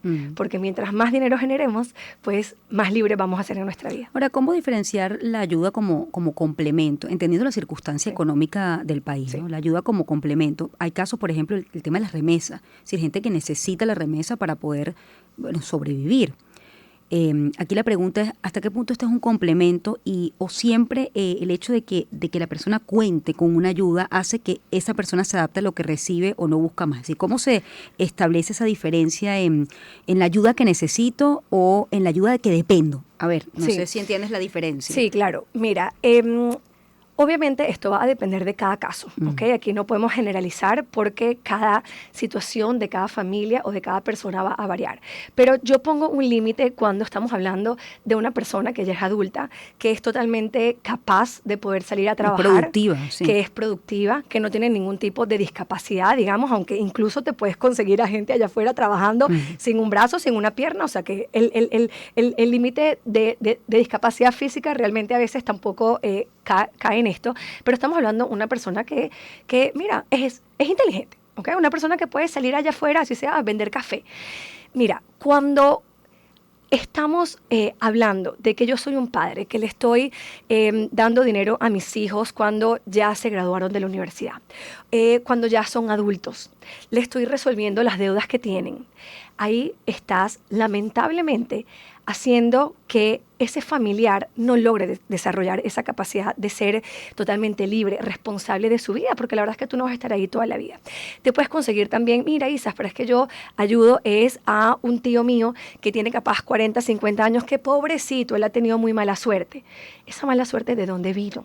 ¿Sí? Y es en donde nosotros tenemos que trazar esa conciencia de decir, realmente esta ayuda que yo estoy dando lo está ayudando a ser una persona responsable, a ser una persona libre, a ser una persona que haga lo que quiera con su vida, o pues esta comodidad, ¿ok?, entre comillas, pues lo que está haciendo es que esa persona se redondee con lo que sea que yo tengo. Y es muy fácil caer en esa comodidad, Shirley, porque si a mí me dan dinero y eso me alcanza para cubrir mis necesidades básicas, pues ¿para qué me voy a mover? Si yo siento y mi cerebro entra en un modo de status quo, en donde pues para mí lo más fácil es lo que ya tengo. ¿Para qué moverme más? Porque eso necesita energía, eso necesita ser responsable, ¿sí? Y ahí es a donde yo quiero llevarte, ¿no? En el que pienses, si esa ayuda que estás dando realmente es una ayuda, ¿qué tal si yo la disminuyo un poquito? ¿Qué pasa? Porque tampoco estamos hablando de que yo he ayudado a un hijo, a un primo, a un tío, y entonces le voy a quitar todo de una. No, pero ¿qué tal si tú empiezas a ser un adulto mucho más consciente, más coherente, entendiendo desde el punto de vista de que ayudar no necesariamente es ayudar, sino decir, voy a reducir en este momento esta ayuda que estoy dando, porque muchas veces incluso te estás dejando de quitar cosas que son para ti y para tu familia para dárselo a este tercero, ¿ok? Y entonces ver qué pasa si yo, digamos que mando esos 300 que poníamos en el ejemplo y ahora mando 200 y le digo, y a partir de julio lo que te voy a mandar son 100. Ve cómo reacciona esa persona. Y puede que en el momento sea duro, ¿ok? Que te tilden de egoísta, que te tilden de pichirre, pero tú ya estás siendo una persona mucho más consciente, mucho más elevada, sabiendo lo que estás haciendo no es una ayuda al 100%. Y te vas a ir dando cuenta cómo esa persona va a resolver por otro lado y va a dejar de ser dependiente. Y cuando una persona deja de ser dependiente, es una persona libre. Fíjate que el tema de la cultura de cuando a medida que vayamos envejeciendo o la cultura de el futuro, ¿no? Cómo proyectamos el futuro, porque hay algo de esto. Es decir, tú pusiste el ejemplo de padres que ayudan a sus hijos, pero también hay el caso de hijos que tienen que encargarse de sus padres, bien sea porque no hubo planificación para la vejez, entre otras cosas, porque no alcanza. Entonces hay una dependencia, pero también esta persona tiene su familia. Entonces tiene que mantener a dos casas. Sí, son situaciones que lo vive, la gente que nos está escuchando lo vive cotidianamente. Entonces la pregunta es, bueno, ¿cómo nosotros nos preparamos para distribuir nuestro dinero sin que al final se convierta en una esclavitud para ambas familias, ¿no? Sí, Shirley, y excelente este tema porque gran parte de mi proyecto de educación financiera viene en que rompamos ese ciclo, ¿no? Ese ciclo de dependencia de padres que dependen de sus hijos, como lo vemos hoy en día en nuestra Venezuela. Y muchas veces algunos tildan de que es que mis papás no se prepararon o no lo previeron, no pensaron que iban a llegar a viejo. Y la verdad es que tampoco es así. En su época ellos cotizaban para una seguridad social que lamentablemente no les dio el retorno que se suponía. ¿Cuántos no dejaban 10, 15, 20% de su ingreso mensual en la seguridad social y 20, 30 años después, pues lamentablemente lo que están recibiendo es nada? Entonces, ahí es lo que yo quiero que veamos, ¿no? O sea, esto es lo que le tocó a tus padres, pero esto no es lo que te tiene que tocar a ti. Y aquí es en donde nosotros vamos a romper ese ciclo. Hoy en día estamos a un clic de distancia de aprender cómo yo no depender de mis hijos en el futuro. ¿Qué tengo que hacer yo hoy en día para protegerme y de yo sí poder ser una persona libre todos los días de mi vida hasta el último momento que yo esté en este planeta?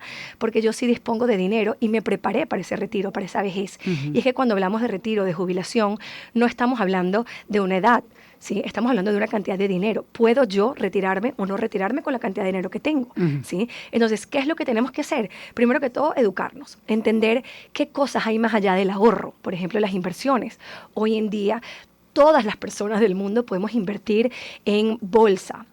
Tenemos la bolsa de Caracas, puedes poner a trabajar tus bolívares hoy en día para que se multipliquen en el tiempo. Tienes acceso a la bolsa americana, donde puedes multiplicar tu dinero también para tu retiro.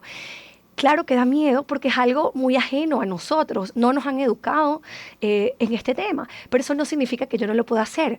Es muy sencillo, es muy fácil, ¿sí? Una vez que yo entiendo de qué trata, pues es cuestión de, al igual que la primera vez que tuvimos que hacer un pago móvil nos parecía que era lo más horroroso que nos iba a pasar y ya hoy en día lo hacemos tal cual como si te sirvieses una taza de café.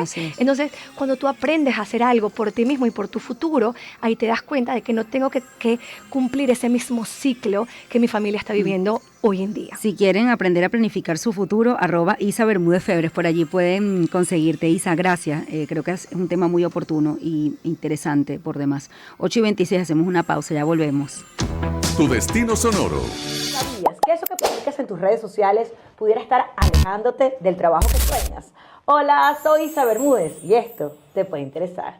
Y es que un estudio reciente confirma que 7 de cada 10 empresas en México ha descartado candidatos por sus redes sociales. Y es que te cuento que a nivel global se reporta que un 70% de las empresas ha rechazado candidatos por su actividad en redes sociales. Esto según un estudio de Career Builder.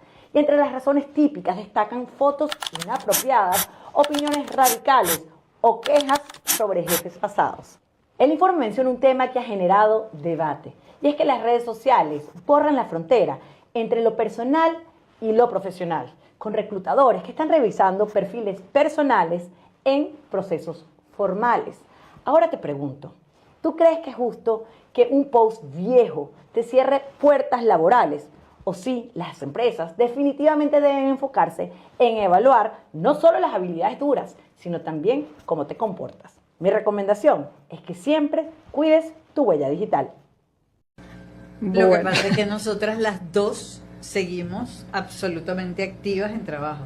Pero es que nunca dejamos de serlo. Nunca dejamos de serlo.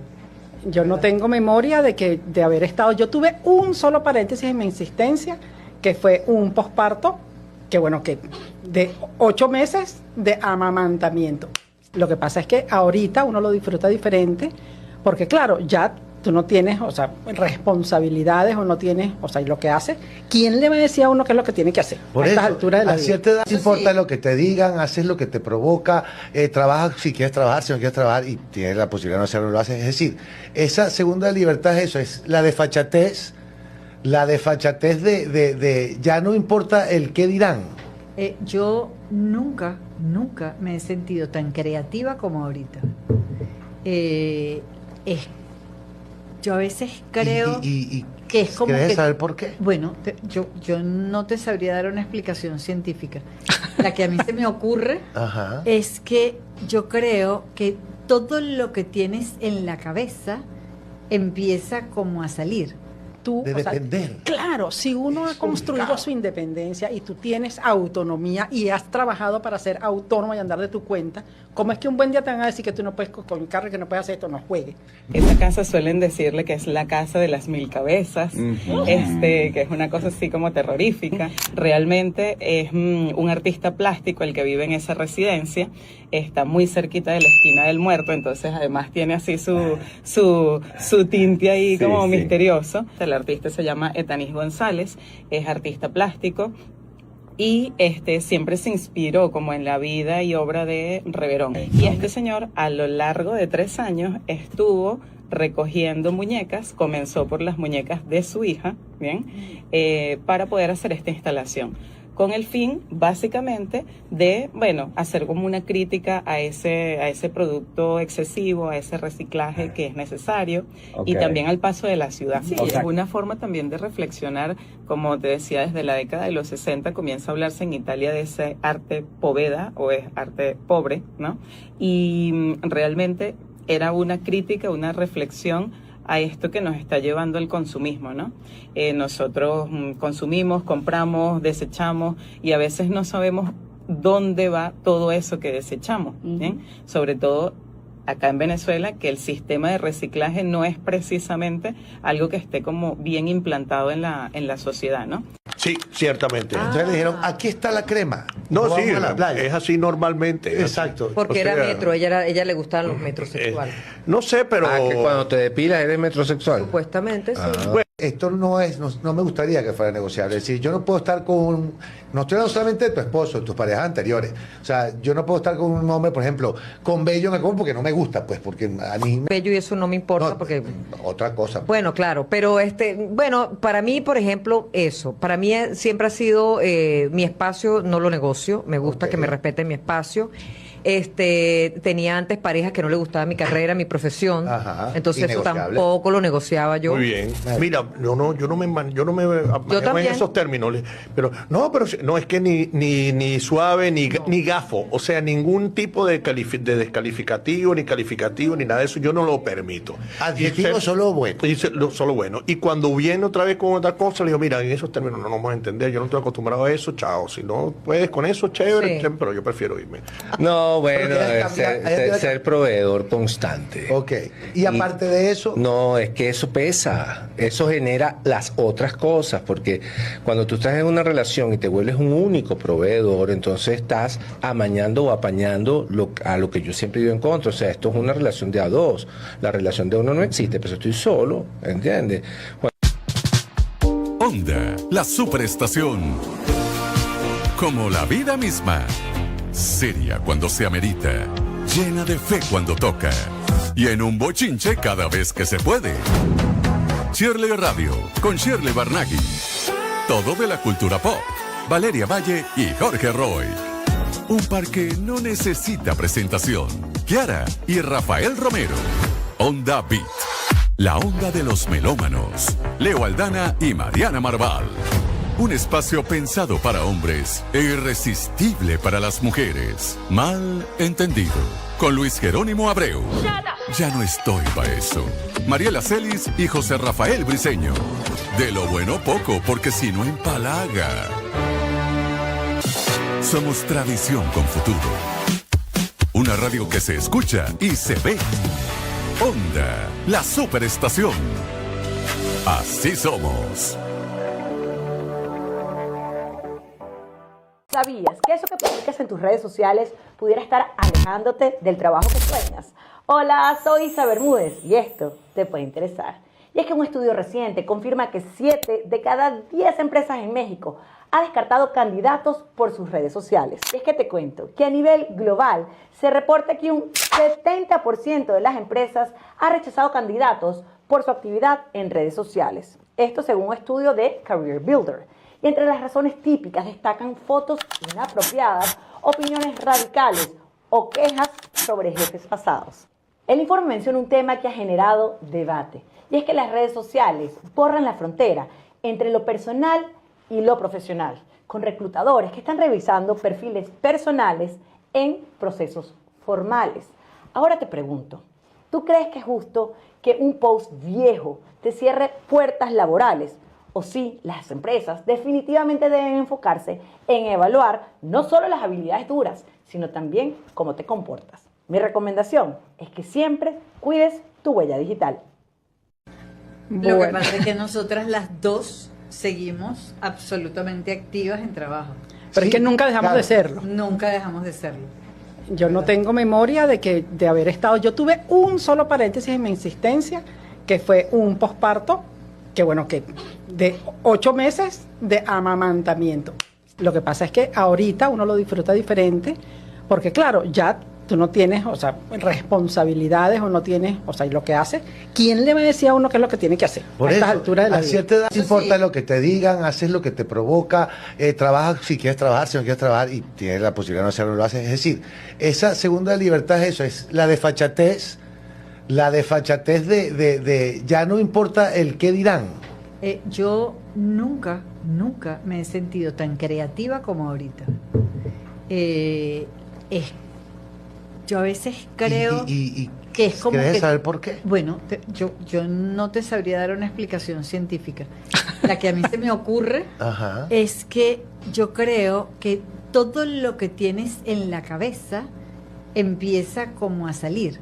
Tú, De o sea, depender. claro, si uno ha construido su independencia y tú tienes autonomía y has trabajado para ser autónomo y andar de tu cuenta, ¿cómo es que un buen día te van a decir que tú no puedes con el carro, que no puedes hacer esto, no juegues? Esa casa suelen decirle que es la casa de las 1000 cabezas, que es una cosa así como terrorífica. Realmente es un artista plástico el que vive en esa residencia, está muy cerquita de la esquina del muerto, entonces además tiene así su tinte ahí como misterioso. El artista se llama Etanis González, es artista plástico. Y siempre se inspiró como en la vida y obra de Reverón. Y este señor a lo largo de 3 años estuvo recogiendo muñecas, comenzó por las muñecas de su hija, ¿bien?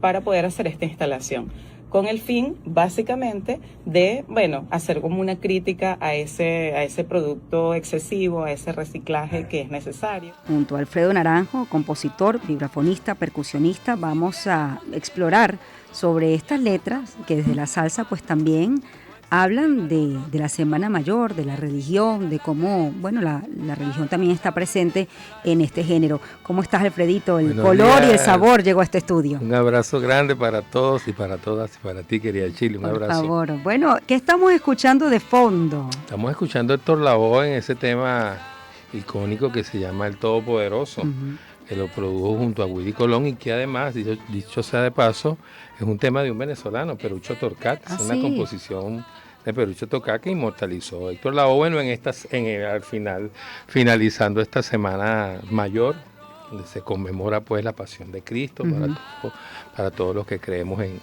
Cristo, en Jesucristo, en Dios.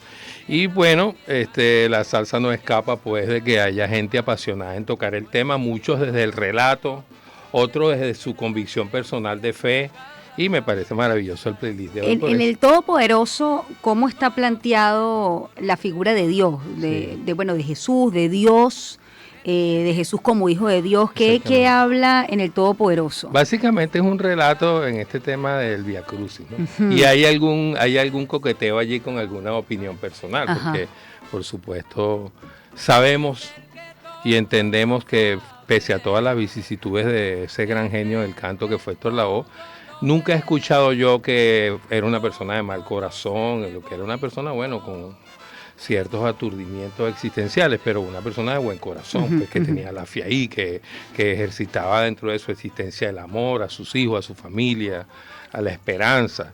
Entonces, este tema se convirtió, yo diría que es uno de los primeros temas que fue así como dentro del campo místico y religioso, como un tema de salsa que fue un boom.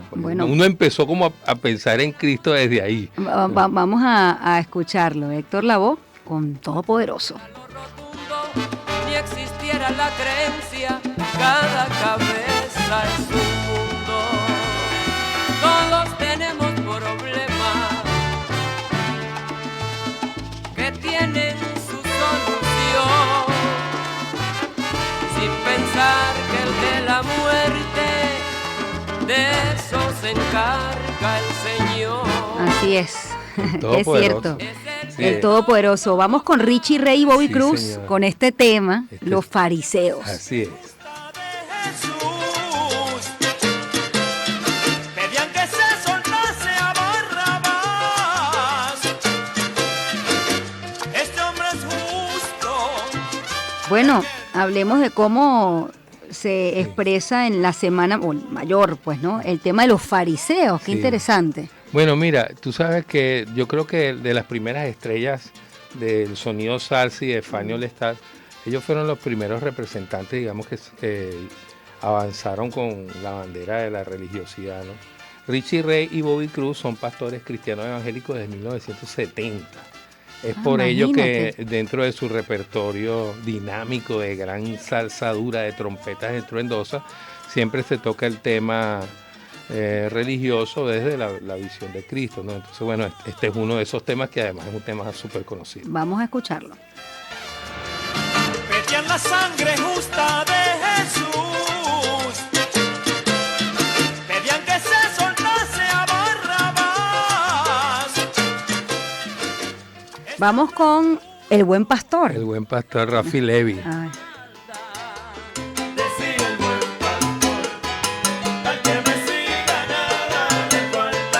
Madres que hijos tenéis, cuiden de ellos que venceréis. De Salsa de la Mata, ¿no? Esa es Salsa de la Mata, sí señor. Tengo buen oído. Mira que es interesante, Shirley, porque pasará seguramente que mucha gente la baila, pero no la interpreta, pero la baila. Sí.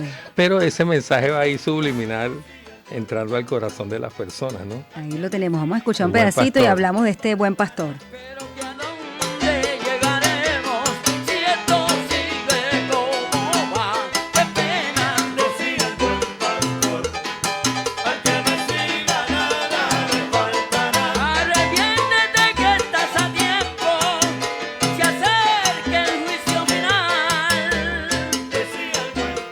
Fíjate que, bueno, vamos a hablar de Buen Pastor y luego, porque justo quería puntualizar el tema de los fariseos, pero quise buscar una precisión, me parece interesante, porque bueno, allí se dan, en el tema que estudiamos, distintas apreciaciones con respecto a esta historia, ¿no? De cada quien cómo tiene la historia de Jesús, quiénes eran los fariseos.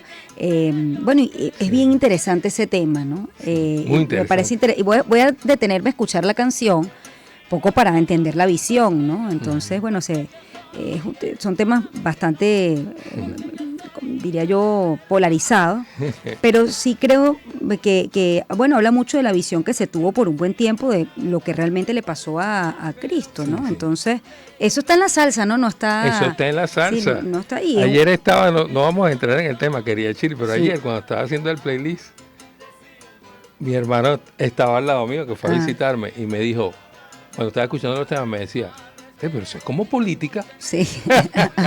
Interesantísimo. Tal cual, tal cual. Pero bueno, es una de repente esa era la lectura que tenía Richie Ray y Bobby Cruz de lo que pasó. Hay otras lecturas con respecto a lo que pasó y el papel que tuvieron lo que denominaron los fariseos, ¿no? Bueno, vamos con Rafi Levy de Buen Pastor, ¿no? El Buen Pastor es Jesús. Jesús, claro, Jesús le decía lo que hoy en día poco, digamos, en el mundo lúdico sería, síganme lo bueno. Decía, síganme, él decía, síganme, que si ustedes quieren estar bien, confíen en mi palabra, confíen en mi sabiduría, que lo que yo les estoy diciendo es el camino más correcto, el camino más idóneo, justo. Bueno, ahí está El Buen Pastor de Rafi Levy. Vamos con Tony Vega. Ajá.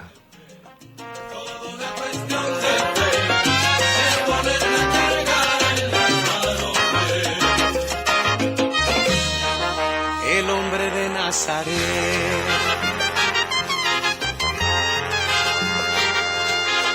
En una cuna blanca. ¿Cómo está representado en este tema Jesús? Esta canción relata un hecho milagroso de un bebé que nace en condiciones muy extremas y con mucha dificultad para salir adelante con la vida, y después de estar, digamos, en una situación donde todos los médicos los daban ya por fallecido, pasa un milagro y el niño sale adelante y vuelve a la vida. Entonces esta canción es un relato de eso, que de alguna manera todos nos sentimos identificados ante eso, ¿no? Como la resurrección. Sí, bueno, y eso que sucede a veces que son cosas inexplicables, como el amor, que uno no se explica como una gente que estaba de pronto desahuciada, de pronto vuelve a la vida, y uno se lo atribuye pues a esa fe y a esa manera, digamos, entregada que uno tiene de decir, bueno, Dios mío, pongo en mi fe en tus manos y mi deseo en tus manos para que tú me... Entonces esta canción habla de ese relato y bueno, es otro tema más que de alguna manera, como tú bien lo dijiste ahorita, desde otro enfoque que ya es lo milagroso, está la fe presente y la conexión con Dios y con Jesucristo. Bueno, tenemos que escuchar, por supuesto, El Nazareno de Ismael Rivera, que además el tema per se, más allá del tema religioso, es uno de sus grandes temas, es famoso, pues, ¿no? Y es un testimonio. Le pasó a él. ¿Ah, sí? Sí, le pasó a él. Imagínate. Él fue para una fiesta, fue a rumbear para una fiesta porque estaba en ese mundo de las mujeres, del alcohol, del asunto social, y en plena fiesta entró en una condición así como de reflexión. Sintió que algo lo abordó en un entendimiento, digamos, supremo, es una revelación. Y entonces ese momento supremo le hizo entender que ese no era el espacio donde él tenía que estar. Es un relato personal. Vamos a escucharlo con detenimiento.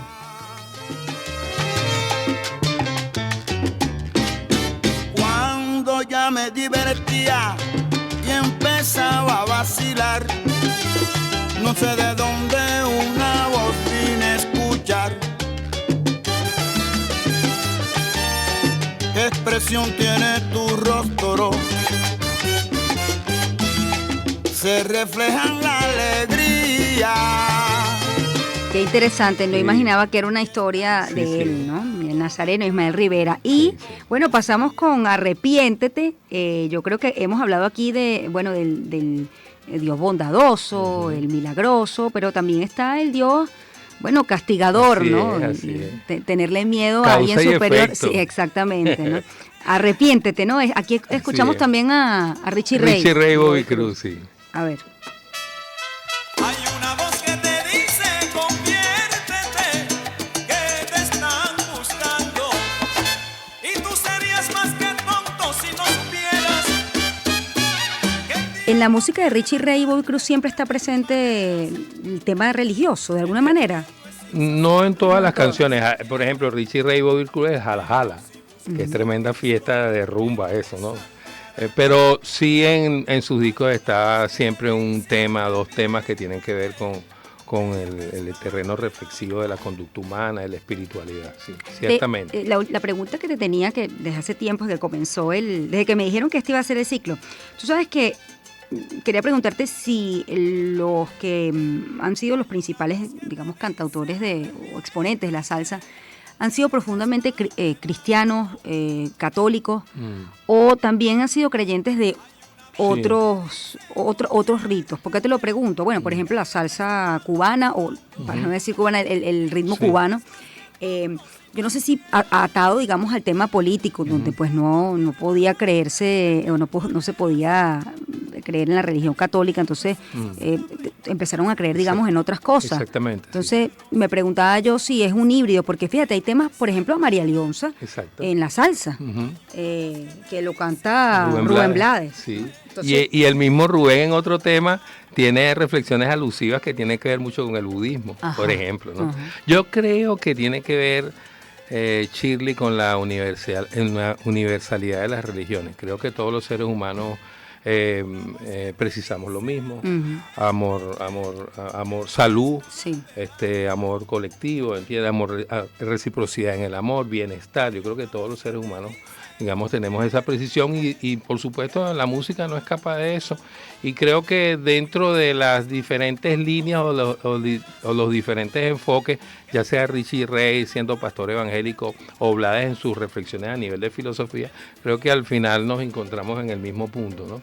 Que es un mensaje de buen proceder, de coherencia, que el pensamiento correcto, proceder correcto, justicia, respeto. Bueno, yo tengo que despedir, pero fíjate, Alfredito, tú sabes que están los astronautas en la Luna, o rodeando la Luna, en la misión Artemis, y ellos hicieron un playlist, ¿no? Qué cosa tan buena. Los latinos nos dimos cuenta que no hay presencia latina en ese playlist. No hay. ¿Cómo es posible? No puede ser. Y bueno, nosotros aquí humildemente quisimos proponer unas canciones que creemos tenían que estar y tienen que estar en ese playlist. Entonces, bueno, tú eres un experto, quiero preguntarte en música, ¿qué canción incluirías en ese playlist? Sí. A ver. Mira, hay una canción de Frank Quintero maravillosa que se llama Señora Luna. Una vez al mes con puntualidad aparece entre las sombras Señora Luna, una canción hermosísima. Entonces aquí vamos, Carla, mira para acá, que Carla nos está grabando porque estamos haciendo este playlist. Ok, Señora Luna de Señora Frank Luna de Frank Quintero. Quintero, pero le tengo una de esos astronautas para que tengan swing allá arriba. Perfecto, espérate, a ver, vamos a ponerla. Ajá, Señora Luna. Ok. Señora de la alborada. Yo creo que este tema es para despertarse. Ahí se pueden despertar, ¿no? ¿No te parece? Bellísimo. Con la visión de la Tierra, Señora Luna, y desde la Exactamente, Luna. Exactamente. Esta es para despertarse.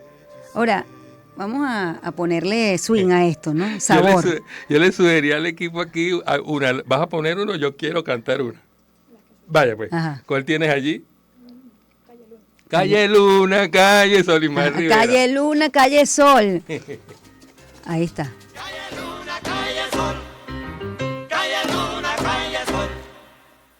Oiga, señor, usted quiere su vida, evitar es mejor. Ahí la tienes con Willy Colón y Héctor Lavoe, ¿no? No, la ese, versión. Sí, exactamente. La versión. Tienes razón. Sí, ¿Sabes qué? Sí. Calle Luna en Puerto Rico son dos calles, digamos, empedradas. Ajá. Una se llama Calle Luna y la otra se llama Calle Sol. Ajá. Entonces eran unas zonas muy peligrosas, otrora. Entonces es alusión a esa. Bueno, entonces esa calle. vamos a sugerirle para que pongan en el playlist allí en la Luna o cerca de la Luna, Willy Colón, Héctor Lavoe, Calle Luna, Calle Sol. Así es. Muchos guapos los mató. Calle Luna, calle Sol. Calle Luna, calle Sol. En los barrios de Guapo no se vive tranquilo. Mire bien tus palabras o no vales ni un kilo. Otra de salsa le sugieres a los que están allí en la Luna, los astronautas, Mira, Artemis 2. De Ismael Rivera, Lo dice la Luna. Lo dice la Luna, atención. Dice la luna que yo te quiero, que por tu amor yo vivo y me muero.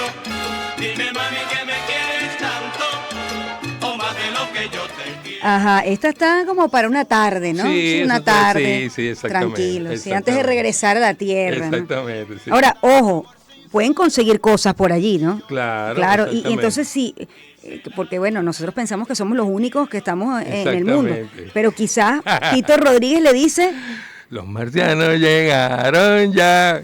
Y llegaron bailando cha cha cha. Eso tiene que ver cuando estos astronautas digan, mira, no, bueno, ya tenemos el playlist, vamos a devolvernos, van a llegar esos marcianos y la hagan cantar.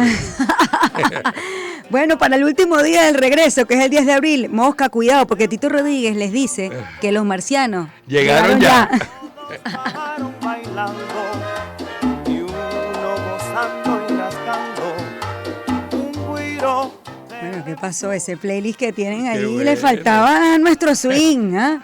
Nuestro sabor, presencia latina. Así es, claro. así es, así es. Bueno, 8:52 nos despedimos. Gracias, Alfredito. Un abrazote. Este programa fue presentado por Disfruta de una taza de café Flor de Arauca, café con gran sabor. Ticket premiado, pásale, gana con Banesco, vitaminas de la Santé, le pone acento a tu bienestar. Marilu de Puig, un detalle que endulza tu día. Casa Lois, 46 años de confianza en la compra y venta de oro. Óptica Caroni, ven y verás. ¿Sabías que eso que publicas en tus redes sociales pudiera estar alejándote del trabajo que sueñas? Hola.